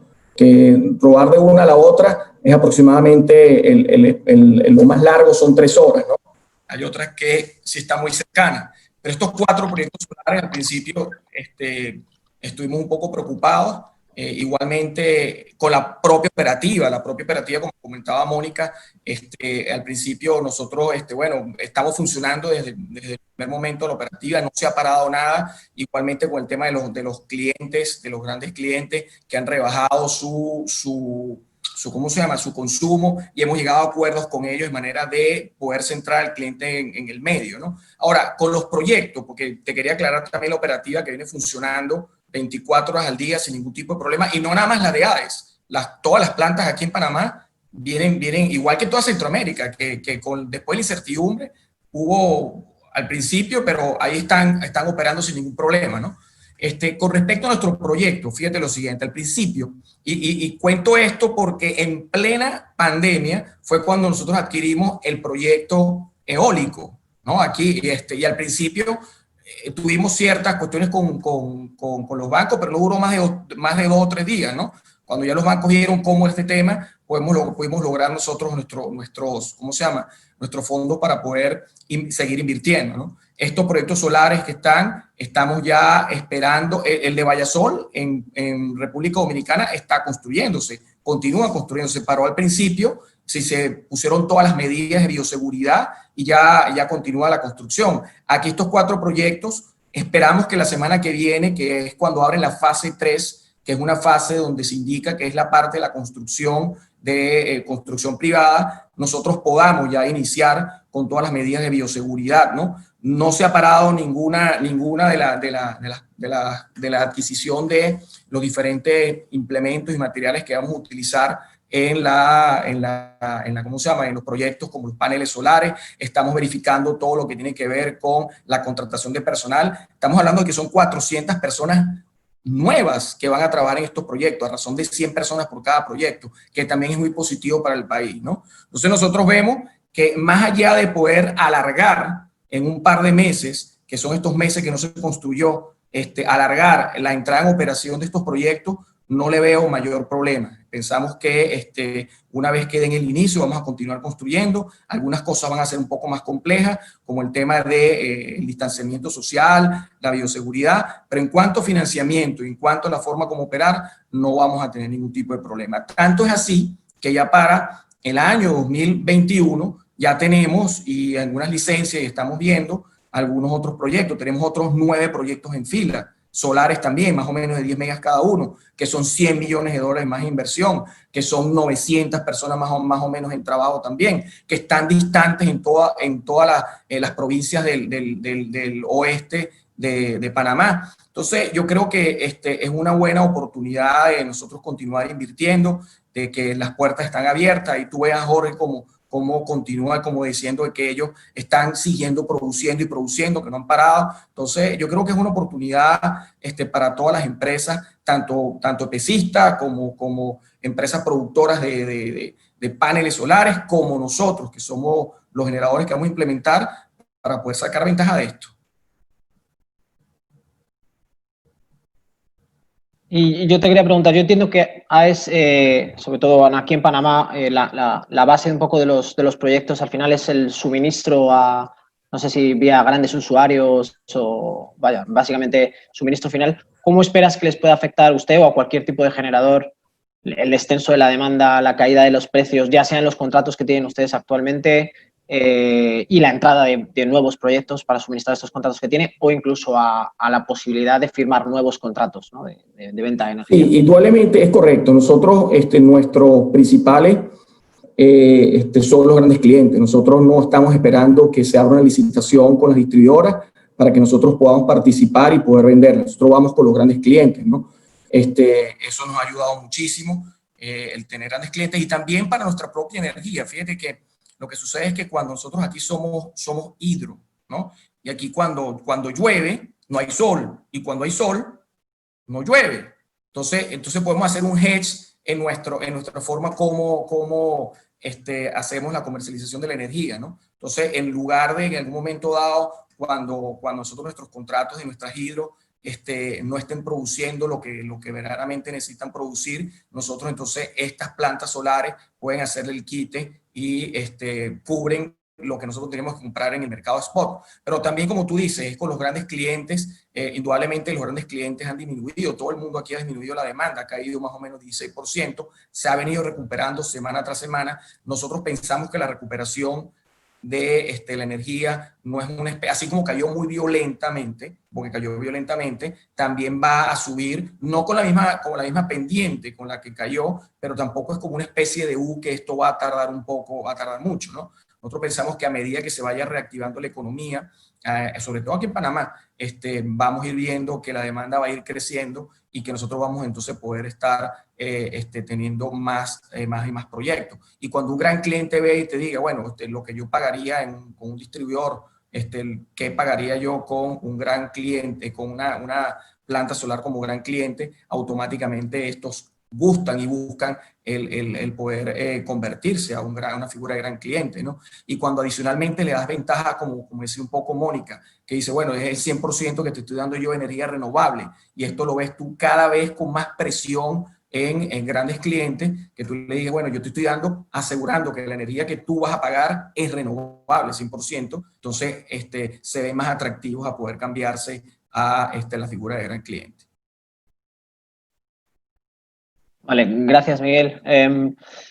Jorge, yo te quería preguntar a ti, sobre todo un poco que tienes más la perspectiva de la generación distribuida, me atrevería a decir, y tienes más contacto, igual que Luis Miguel, con comerciales residenciales, o sea, clientes residenciales, industriales. ¿Cuáles son las perspectivas de Goodwill? ¿Cuáles son sus perspectivas sobre qué mercados creen que van a ser mercados importantes en la generación distribuida, ya sea a nivel residencial o incluso a nivel comercial o industrial en la región centroamericana? ¿Es El Salvador, es Panamá, es Guatemala? O sea, ¿de dónde estamos viendo oportunidades? Sí, sí, por supuesto, Álvaro. Bueno, la verdad de las cosas es que yo creo, la percepción que tengo es que Centroamérica está un poco lento en este momento. Yo creo que tú estás en Panamá, según entiendo, es el momento más álgido de la pandemia en este momento, ¿no? Se ha ido intensificando y es más o menos lo mismo que vemos en diferentes países de América Latina. Tengo que decir que, digamos, en marzo, antes de marzo, en febrero, por ahí del Año Nuevo Chino, había muchas consultas de diferentes usuarios de la región, de distribuidores potenciales, gente interesada, ¿no? De todos los segmentos, residencial, comercial, industrial. Y de pronto vino la pandemia, particularmente cuando llegó Europa, cuando llegó Estados Unidos, y bueno, todo se cayó. Hemos mantenido el diálogo, pero bueno, la recuperación ha sido gradual, y la verdad de las cosas es que yo noto que la recuperación es muy diferente de país a país. Por ejemplo, Guatemala tenemos algún poco de diálogo al principio, bueno, se han suspendido un poco los diálogos. En Panamá continúa, como que da la impresión de que se están recuperando las cosas. El Salvador parece tener más interés por utility o por inversores más grandes, pero bueno, obviamente a más grande el inversor, a más grande el proyecto, pues son más las consideraciones también, ¿no? Costa Rica, bueno, suena muy interesante. Costa Rica creo que pinta muy bien la cosa. Obviamente estamos en un momento de pausa por el COVID, pero hay, al parecer, según lo que nos explican algunos clientes, las regulaciones, las normativas están cambiando, y puede ser que el espacio para la energía fotovoltaica, particularmente en el segmento de generación distribuida, se vaya a expandir en Costa Rica. Entonces, es una muy buena noticia. Nicaragua se oye muy poco, hay empresas interesantes quizás ligadas a Panamá, pero se oye poco y bueno, recibimos pocas consultas. Y bueno, el Caribe es interesante. El Caribe del mismo modo que Venezuela, que bueno, no es obviamente Centroamérica, pero tengo la impresión de que presenta características semejantes. El Caribe, bueno, estamos viendo demanda creciente por almacenamiento de energía, lo cual resulta muy interesante. Y es que, bueno, esta circunstancia del COVID, digamos, es el último capítulo de una serie de catástrofes naturales que han tenido lugar, catástrofes naturales de ciclones y todo esto, que han de alguna manera realzado la importancia de las energías renovables y particularmente de la energía solar en la región. Entonces, bueno, en países como Jamaica, en países como Trinidad y Tobago, como Aruba, aunque están muy ligados al turismo, hay demanda por inversores de almacenamiento de energía para el segmento residencial. Les decía, la recuperación es muy gradual, la recuperación de la demanda es muy gradual, depende de factores macroeconómicos, de las circunstancias específicas de cada país, de la penetración de la generación de energía fotovoltaica en cada país, depende de muchos factores. Pero en estas semanas se siente una recuperación gradual, más en algunos países que en otros. Saliéndome un poco de la región, bueno, me gustaría decirles que Europa luce un poco mejor, definitivamente.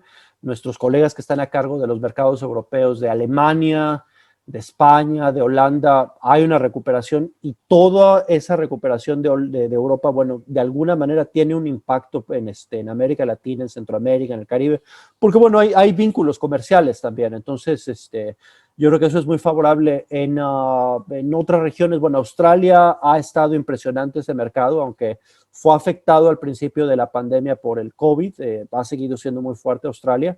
De hecho, yo creo que es nuestro principal mercado este año. Y bueno, en América Latina, Chile luce muy bien. Brasil se ha caído la demanda. México, bueno, yo soy mexicano, tenemos algunos factores políticos que están afectando la demanda en el país, pero luce lo que sería en inglés resilient, ¿no? Como que tiene cierta resistencia. Entonces, depende de muchos factores, pero yo creo que con el retorno de la gente al trabajo, la reanudación de las actividades laborales, vamos a ver más actividades. Eso es muy claro, particularmente en el caso de Colombia. Más gente está retornando a trabajar, ya hay más diálogo, hay más interacción y bueno, felizmente yo creo que hay la percepción en muchos lugares de que las energías renovables y la energía solar es una especie como salida a la crisis económica que estamos viviendo. Entonces, eso yo creo que es un factor muy, muy positivo. La gente quiere hacer negocios solares, ¿no? Y bueno, un comentario rápido final es desde el punto de vista de la producción, porque bueno, acuérdense, yo trabajo en una fábrica. El mes de febrero fue difícil, se cayó la producción en China por todas las circunstancias que conocemos, la logística fue muy afectada, pero en este momento, afortunadamente, yo creo que China está a un 90% de su capacidad industrial. La logística se ha recuperado de manera considerable y bueno, entonces en este momento la principal preocupación es la demanda externa, pero les digo, viene recuperándose, ¿no? Q2, el segundo trimestre va a ser malo y luego tercer trimestre y cuarto trimestre tienden a ser de recuperación, obviamente. Y Jorge, con respecto a la fabricación, que eso sí que es un tema que hemos visto mucho en proyectos que estaban en marcha ahora, empezando o ya empezados, todo el tema que comenzó en China, pues los parones en las fábricas han supuesto una parada en el suministro de equipos, que en algunos casos pues, hemos visto bastantes retrasos pues en llegada de equipos que luego han provocado retrasos en los compromisos de alcanzar operación comercial de los proyectos y es un tema preocupante. ¿Ustedes ahora mismo, o cómo ves la producción en China en cuanto al suministro de los inversores? ¿Están 100%? ¿Tienen algún tipo de limitación? ¿Tienen todavía cola de los proyectos que se retrasaron? Álvaro, yo creo que estamos, en lo que respecta a Goodwill, estamos en una buena posición. Yo diría que estamos a un 90%, más de 90% tal vez. Había cierta preocupación hace unas semanas por el suministro de insumos, de componentes importados. O sea, recuerden que nuestros inversores también tienen muchos componentes importados, ¿no? De Europa, de Japón, de Taiwán, etcétera, etcétera. Había un poco del pendiente con eso. No he ido más al respecto. Pero lo que quiero decir es que un factor que sí está resultando crítico para lo que son las cadenas de suministro global es la logística. Y eso pues va obviamente mucho más allá de los fabricantes. Por ejemplo, en este momento tenemos discusiones de negocios, tenemos operaciones, ventas en Centroamérica. Y bueno, pues los puertos están a media máquina, ¿no? La logística está detenida y los inversores están en camino, pero bueno, los puertos están parados, no hay mucho que se pueda hacer al respecto. Entonces, mientras no haya una recuperación de la logística, bueno, el suministro no se va a recuperar del todo. Y eso pues son factores que van más allá de los fabricantes. Pero respondiendo a la pregunta puntual, fácilmente estamos al 90% de capacidad y eso se refleja de alguna manera con algunos indicadores económicos de China. Las últimas mediciones de lo que es el PMI, la lectura de la actividad manufacturera de China muestra cierta recuperación, una recuperación considerable. Vale, vale, gracias. Esperemos que no haya demasiado impacto. Luis Miguel, ¿qué perspectivas tienen ustedes con la incorporación de nuevos proyectos? Especialmente entiendo que ustedes también trabajan mucho en base a PPAs privados o PPAs con consumidor final. ¿Nos puedes contar un poco cómo ves en los mercados que están activos, qué perspectivas hay para mantener los proyectos que estaban por empezar y sobre todo para lograr esa masa de off-takers, ¿no? Que todavía se comprometan teniendo en cuenta que ahora pues el petróleo está baratísimo, los precios spot están cayendo, etcétera, ¿no? ¿Cómo está funcionando la solar en ese contexto? Sí, a ver, hay que tener en cuenta que la principal oferta de valor que tiene Green Yellow en el mercado son ahorros energéticos. Es decir, cuando nosotros abordamos un cliente por la parte de eficiencia energética, podemos lograr, no sé, una reducción de su tarifa promedio de un 20% en los sistemas que nosotros intervenimos. Luego, si mezclas esto con un tema de autogeneración, ¿sí? Es decir, en sitio, puedes lograr un 15, un 20% de autogeneración en sitio con una reducción de tarifa hasta de un 20, 25%. Entonces, cuando sumas esos dos elementos, te das cuenta que el cliente final va a disponer de una caja mucho más atractiva y es lo que están sufriendo todos nuestros potenciales clientes hoy. En la gran mayoría que son centros comerciales, pues ustedes saben que los centros comerciales dependen del tráfico que ellos puedan tener y si tenemos en cuenta que hace 2 o hace más de 3 meses que la gente no visita un centro comercial, pues los centros comerciales están sufriendo de caja, ¿sí? Es decir, no tienen un recurso financiero disponible. Entonces, el tema de los PPAs combinado con contratos de eficiencia energética, lo que supone finalmente para el cliente son ahorros y al final es liberar caja para que ellos puedan hacer que la recuperación sea mucho más rápida. Hay empresas que han pasado por unos episodios financieros bastante agresivos, no solamente centros comerciales, sino toda la industria manufacturera, porque puede que ellos puedan seguir trabajando, pero si no tienes canales para lograr una venta efectiva hacia el consumidor final, pues también vas a tener el tema de la no facturación. Entonces, desde el que se enfrenta al usuario final como un centro comercial hasta el que tiene manufactura, pues está viéndose afectado por unos menores ingresos, con lo cual los proyectos de eficiencia energética combinados con energía renovable, que es el caso solar nuestro, lo que suponen es una mejor caja para que el cliente se pueda recuperar. Nosotros también estamos viendo que proyectos o prospectos que inicialmente no tenían una buena aceptación por parte de nuestros usuarios, pues ahorita les han traído una especie como de apuro por lograr eficiencias por toda parte, ¿ok? Y en función a eso, internamente, junto con Casa Matriz Francia, hemos adoptado algo que se llama estrategia post-COVID, ¿sí? Es decir, ¿cómo vamos a acompañar a nuestros prospectos o más aún a nuestros clientes que ya tienen contrato con nosotros para que esa recuperación, para que esa caja les sea mucho más atractiva y eventualmente ellos puedan tener unas condiciones financieras que les permita salir de esto mucho más rápido? Entonces, yo creo que el tema de la coyuntura con el COVID, si bien plantea unos retos logísticos y de gestión comercial bastante fuertes, porque en la gestión comercial tú necesitas hacer como el face to face con el cliente y desde la operación pues tienes que hacer visitas y tienes que estar en sitio y pues la logística no nos ha permitido. Yo creo que si bien están esas condiciones dadas, lo que esto supone o lo que esto plantea es una oportunidad global para que estos proyectos incluso se den de una forma más rápida.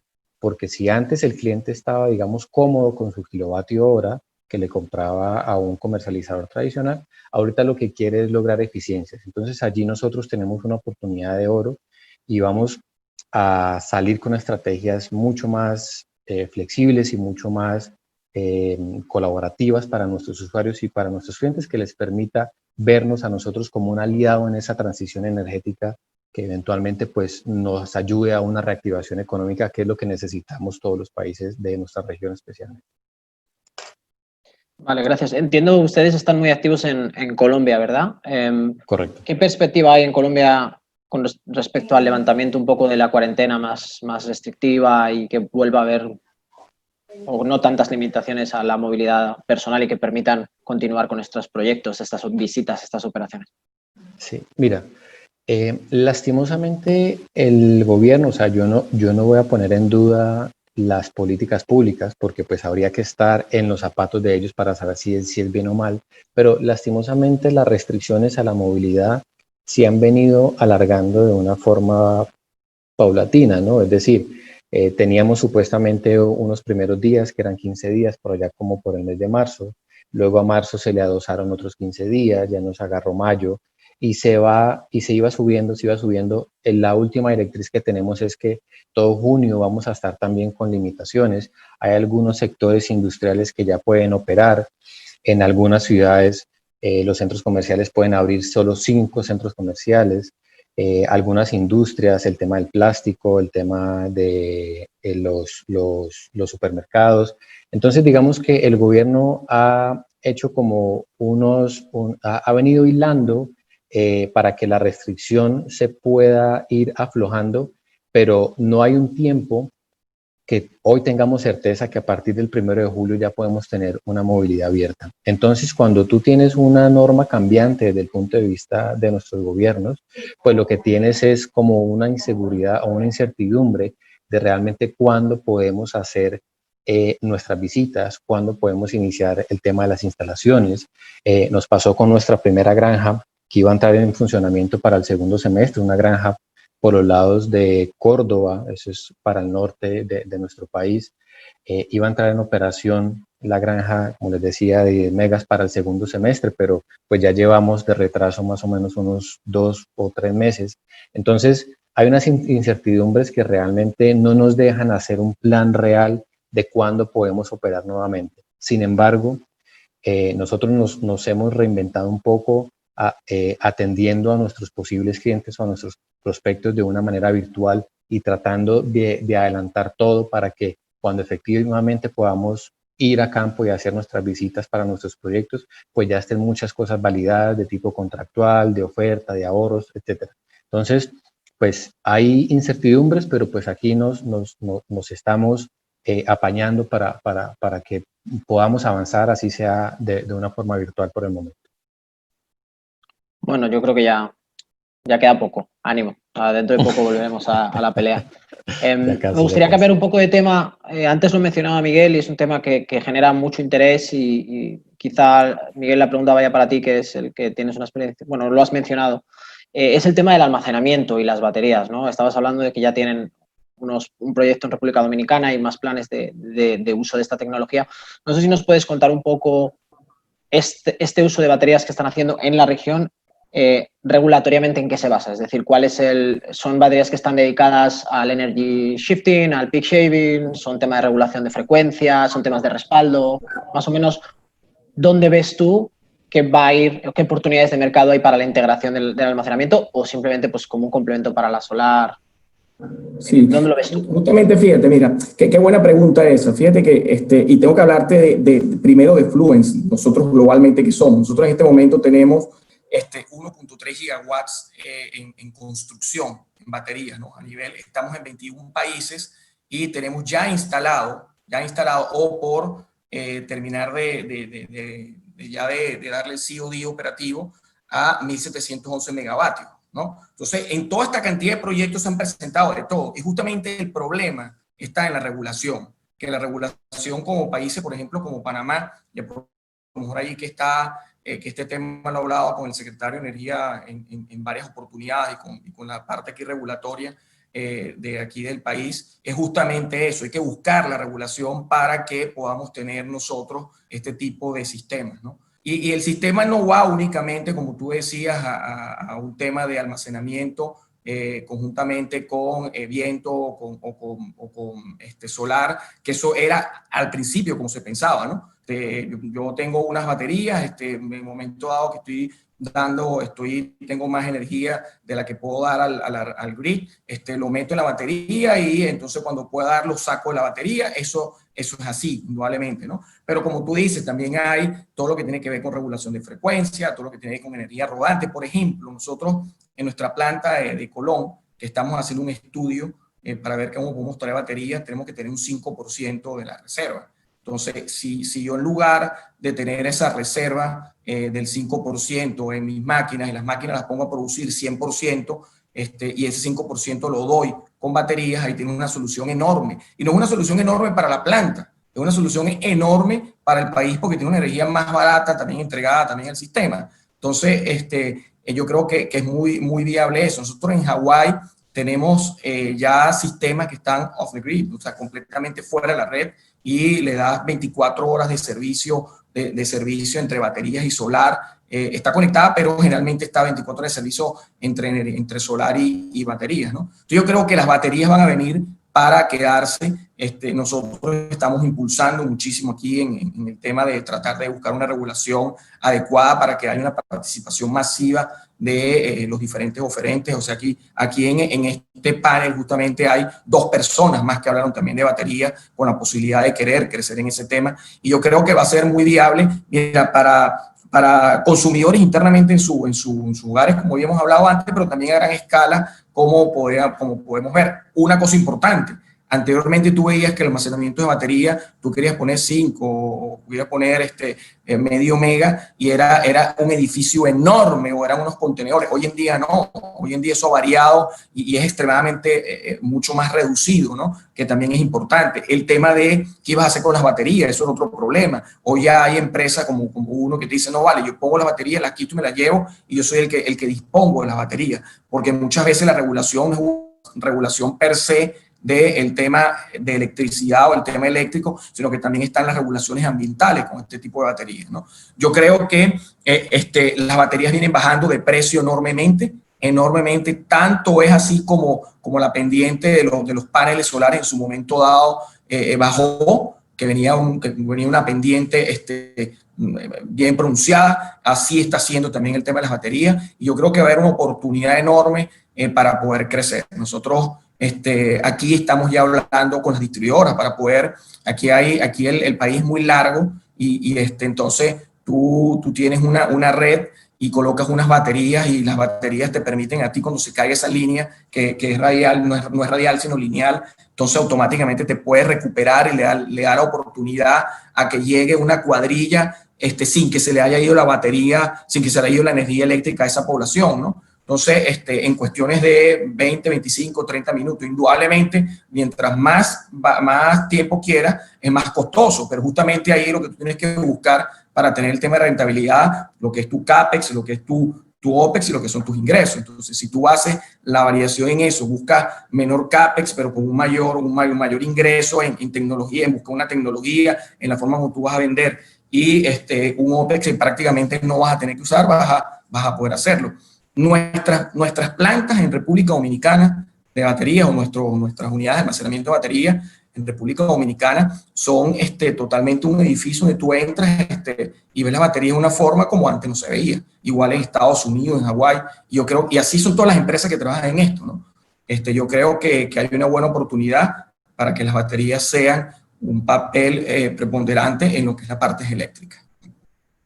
Gracias, Miguel. ¿Algún otro miembro del panel tiene quizá alguna experiencia, no sé si en la pequeña escala, con los sistemas de almacenamiento y cuál es su perspectiva, quizá a lo mejor en la generación distribuida, sobre la posible entrada en juego de las baterías y cuándo podría ser, o todavía no estamos ahí?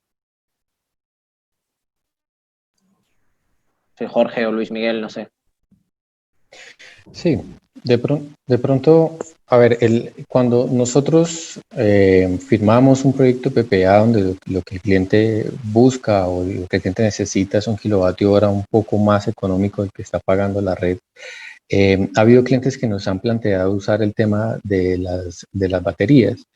Sin embargo, financieramente es algo, yo sé que falta, digamos, una tarea por por hacerse, pero digamos que financieramente cuando tienes un proyecto de 15 o de 20 años, que normalmente son nuestros contratos PPA, y le involucras el CAPEX adicional de cambiar las baterías, en este momento, no sé, infiero que la batería puede tener una vida útil de 7 o de 8 años antes de una disposición correcta final, pues lo que tienes es una reinversión constante al año 7 y al año 14 y al año 21, digamos. Entonces, ahí es difícil lograr un costo de 1 kWh más económico, que es lo que inicialmente nosotros pretendemos con nuestros clientes.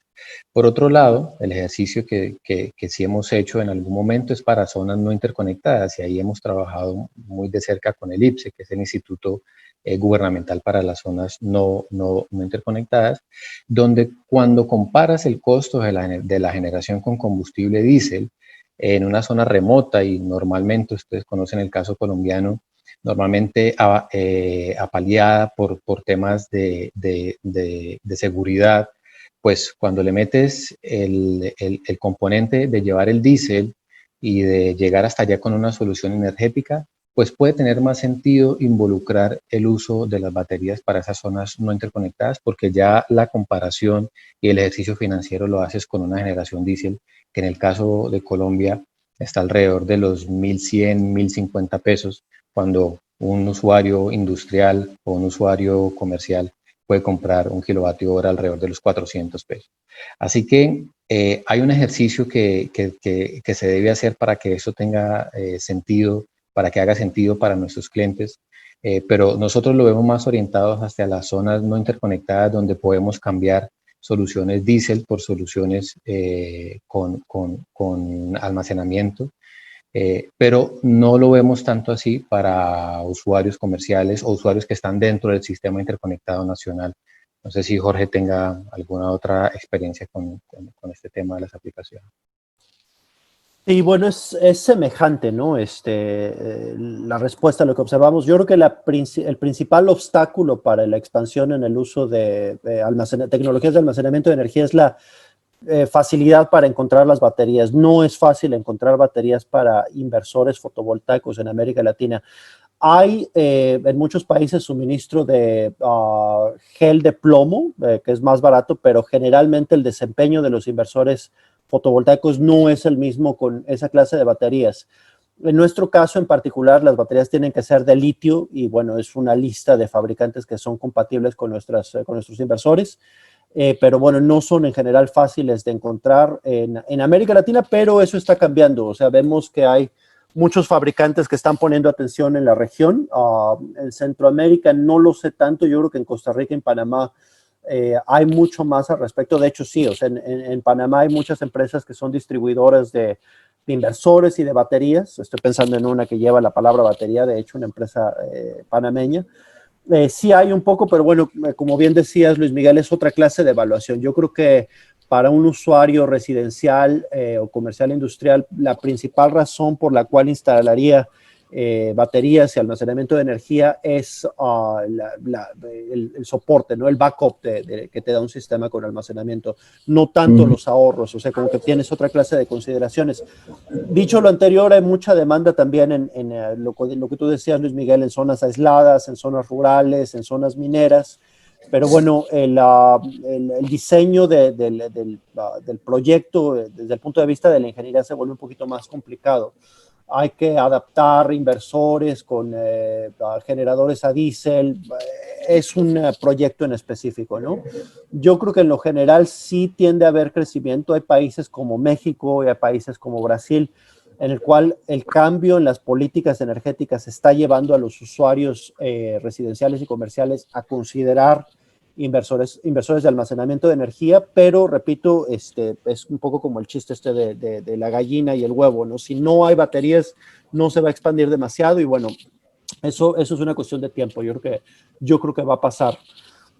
Desde el punto de vista de las regulaciones, bueno, no hay regulaciones tan claras y tan específicas en la mayor parte de los países de la región para la interconexión con la red.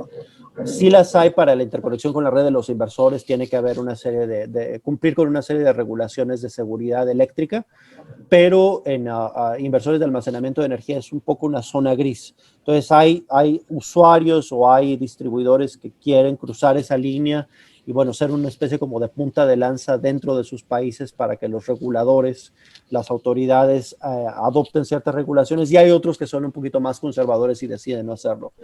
Y bueno, pues otro tema también muy relacionado es el costo de la energía, ¿no? Cuando el costo de la energía se incrementa, cuando el mercado eléctrico se liberaliza, la demanda por almacenamiento de energía se dispara y bueno, entonces hay los mercados se van pareciendo un poco más a Europa, ¿no? Así que bueno, depende. Hay mercados más avanzados que otro. Panamá, Costa Rica, luce muy bien. Y bueno, para nosotros, concluyo con eso, un reto es las características de las redes de los países centroamericanos o latinoamericanos. Muchos países de América Latina tienen las redes un tipo de red que se conoce como split phase o bifaciales. Y bueno, nuestros inversores, la mayor parte fueron considerados o fueron diseñados para Europa, entonces tenemos que hacer ciertos ajustes para que sean completamente adaptables, tanto en interconexión como en lo que es el backup, ¿no? El soporte. Pero bueno, estamos en eso y gradualmente nos vamos adaptando. Vale, gracias, Jorge. Ya estamos llegando al tiempo final. Me gustaría cerrar quizá rápidamente con una preguntita. No sé si, Mónica, tú puedes darnos un poco visión de qué posibilidades ves para la penetración y la expansión de la energía solar en cuanto a la integración del sistema de transmisión centroamericano, ¿no? Y en el futuro, bueno, cuando se materialice también con la región de Colombia, ¿no? ¿Crees que esto puede ser, o sea, supone ya hoy alguna oportunidad, o crees que todavía no estamos ahí, o crees que lo va a ser en el futuro?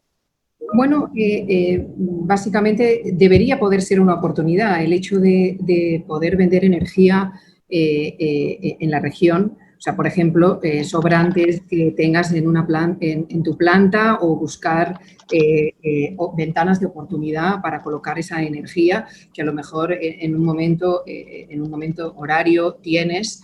Y que se dé la posibilidad de colocarla pues, en El Salvador, en Guatemala, en cualquiera de los países actualmente interconectados. Para mí es una salida completamente viable. Incluso te diría más, el plantear, por ejemplo, tener clientes regionales a los que les puedas entregar energía desde Panamá. Pero bueno, hoy nuestro principal limitante es que son los derechos firmes, ¿verdad? O sea, necesitamos unos derechos firmes para poder entregar o imagínate, a un mismo cliente que hoy tiene su centro de consumo en Panamá y tiene otro centro de consumo en Nicaragua, o tiene un centro de consumo en Guatemala. O sea, nuestra empresa hemos trabajado toda esa línea y principalmente, pues esas son las barreras que necesitamos que vayan, digamos, mejorando. O sea, los países deben comprometerse a realizar los refuerzos nacionales para liberar la capacidad. O sea, el ejemplo de Panamá, pues para el segundo semestre cada año no es posible importar debido a las restricciones en la red nacional. O sea, entonces eso te limita a la hora de plantearte un contrato a largo plazo con un cliente que hoy tiene sede aquí y tiene, por ejemplo, un centro de consumo en Guatemala. O sea, nosotros hemos estudiado el caso concreto y debido a este punto a veces se complica, ¿no? Y yo creo que esos son temas que, aprovechando que tenemos al secretario hoy con nosotros, yo creo que son temas que también ayudarían muchísimo, ¿no? a plantearnos esa red regional, a darle un poco de prioridad, por ejemplo, al proyecto de interconexión con Colombia-Panamá, que debido a una serie de contratiempos ambientales y de conceptualización, pues esperamos que pronto sea retomado y que se posibilite el acceso a fuentes de generación económicas con beneficios para los usuarios y permitir el uso optimizado de esos recursos energéticos, de la generación excedente, que es lo que os contaba. O sea, una planta solar, pues la generación excedente, uno podría llegar a pensar jugar, o sea, para maximizar la rentabilidad de la misma, ¿no? Así que esa sería un poco nuestra experiencia en la parte regional, y yo quería aprovechar el tema también de secretario de la Energía, porque nosotros, una de las conceptualización que tienes a la hora de precisamente entregar esa energía 100% renovable a nuestro cliente es la posibilidad de tener para ciertas horas almacenaje de esa energía. Hoy la regulación no lo permite en muchos países, o sea, y eso es una de las limitaciones, por ejemplo, que nuestro modelo de negocio como SER, suministro de energías renovables, tiene. Todos sabemos que no contamos con potencia firme y esto nos ayudaría muchísimo a poder vislumbrar un negocio integral o sea, un suministro real a nuestros clientes renovable. El poder usar esas baterías y, bueno, ahora la regulación se está haciendo en el entorno, digamos, solamente, por ejemplo, en el caso de Panamá, solamente se está viendo desde el punto de vista de regulación y sería muy interesante que, digamos, se vea la manera de poder despachar esta generación que nos permitiera dar a nuestros clientes el 100%, o sea, en cualquier momento, ¿no? Y estar seguros que proviene cualquier kilovatio hora viene de fuentes renovables, ¿verdad? Y también os diría, por ejemplo, en nuestro caso, y creo que también en Panamá es algo muy interesante, es pensar en colocar sistemas de almacenamiento en los puntos críticos de la red. Porque eso nos ayudaría muchísimo a la penetración de la energía solar, aumentar la penetración de la energía solar. O sea, no podemos pensar en colocar en seguir colocando instalaciones solares pequeñas sin tener un refuerzo en este sentido. O sea, porque realmente estaríamos influenciando en el riesgo de la estabilidad de las redes. O sea, que esto es un punto que también yo creo que el secretario que tienen una agenda bastante amplia, están trabajando mucho en esos sentidos, yo le daría como mensaje, ¿no? O sea, necesitamos regulación y necesitamos tanto para baterías como para movilidad eléctrica, para que esto pueda llegar a una realidad. Vale, gracias, Mónica. Bueno, pues yo creo que ya se nos acaba el tiempo. No sé si el secretario sigue con nosotros y quiera decir algunas palabras un poco a modo de despedida y ya cerramos el panel. Hola, sí, un gran panel, la verdad es que de un gran contenido. Yo tenía planificado retirarme hace como 1 hora y media, pero me quedé porque quería escucharme los aportes que han dado muy concretos, muy específicos y además muy oportunos. Estaba acá tratando de gestionar algunas cosas que tenía en paralelo, pero no desconectarme. Básicamente agradecerles a ustedes por la participación, por ese apoyo que están dando en diversos niveles, a Energía, por supuesto, a ustedes como panelistas en cada uno de esos países y en el caso nuestro de los que tienen incidencia y participación en Panamá, pues siempre muy dinámicos, a la vanguardia, estamos tomando notas, es parte del proceso de retroalimentación. Todo el tema de storage, como decía, va dentro de la estrategia de innovación del Sistema Interconectado Nacional. Por supuesto, tenemos que delimitar la hoja de ruta para luego hacer los cambios regulatorios y los cambios legales que sean necesarios llevar adelante, pero luego de un proceso, digamos, pensado, estratégico de desarrollo de las iniciativas, ¿no? Ir recibiendo retroalimentación y con participación de los agentes relevantes, que son los que, como ustedes, tienen la información del día a día. Así que muchas gracias por la oportunidad y vamos a seguir adelante con este proceso que incluye integración eléctrica regional. Estamos muy claros con el tema de los desafíos regulatorios y técnicos que tiene el mercado eléctrico centroamericano, que es un caso de éxito a nivel internacional con todos sus desafíos actuales. De hecho, es un gran caso de éxito que 7 países hayan logrado desarrollar un mercado al nivel que está. Tenemos mucho por crecer todavía. En el caso de la interconexión con Colombia se mantiene, no hemos parado, de hecho, incluso en la propia pandemia, el desarrollo de 3 líneas de trabajo con relación a la interconexión con Colombia, una parte regulatoria, la ambiental y social y la específicamente de los estudios técnicos. Así que ese proyecto sigue adelante y también esperemos que en el tercer trimestre de este año podamos estar dando buenas noticias relevantes al respecto. Tengan buen día y muchas gracias por sus aportes. Gracias, Jorge. Gracias a todos los panelistas y gracias sobre todo a toda la gente que está al otro lado de las computadoras o los teléfonos y un placer estar con ustedes. Gracias, muchas gracias por el esfuerzo, Álvaro. Muchas gracias. Muchas gracias por el espacio. Miguel, placer. Placer a todos, hasta pronto. Un placer, tengan buena tarde. Tengan buenas tardes. Chao. Chao.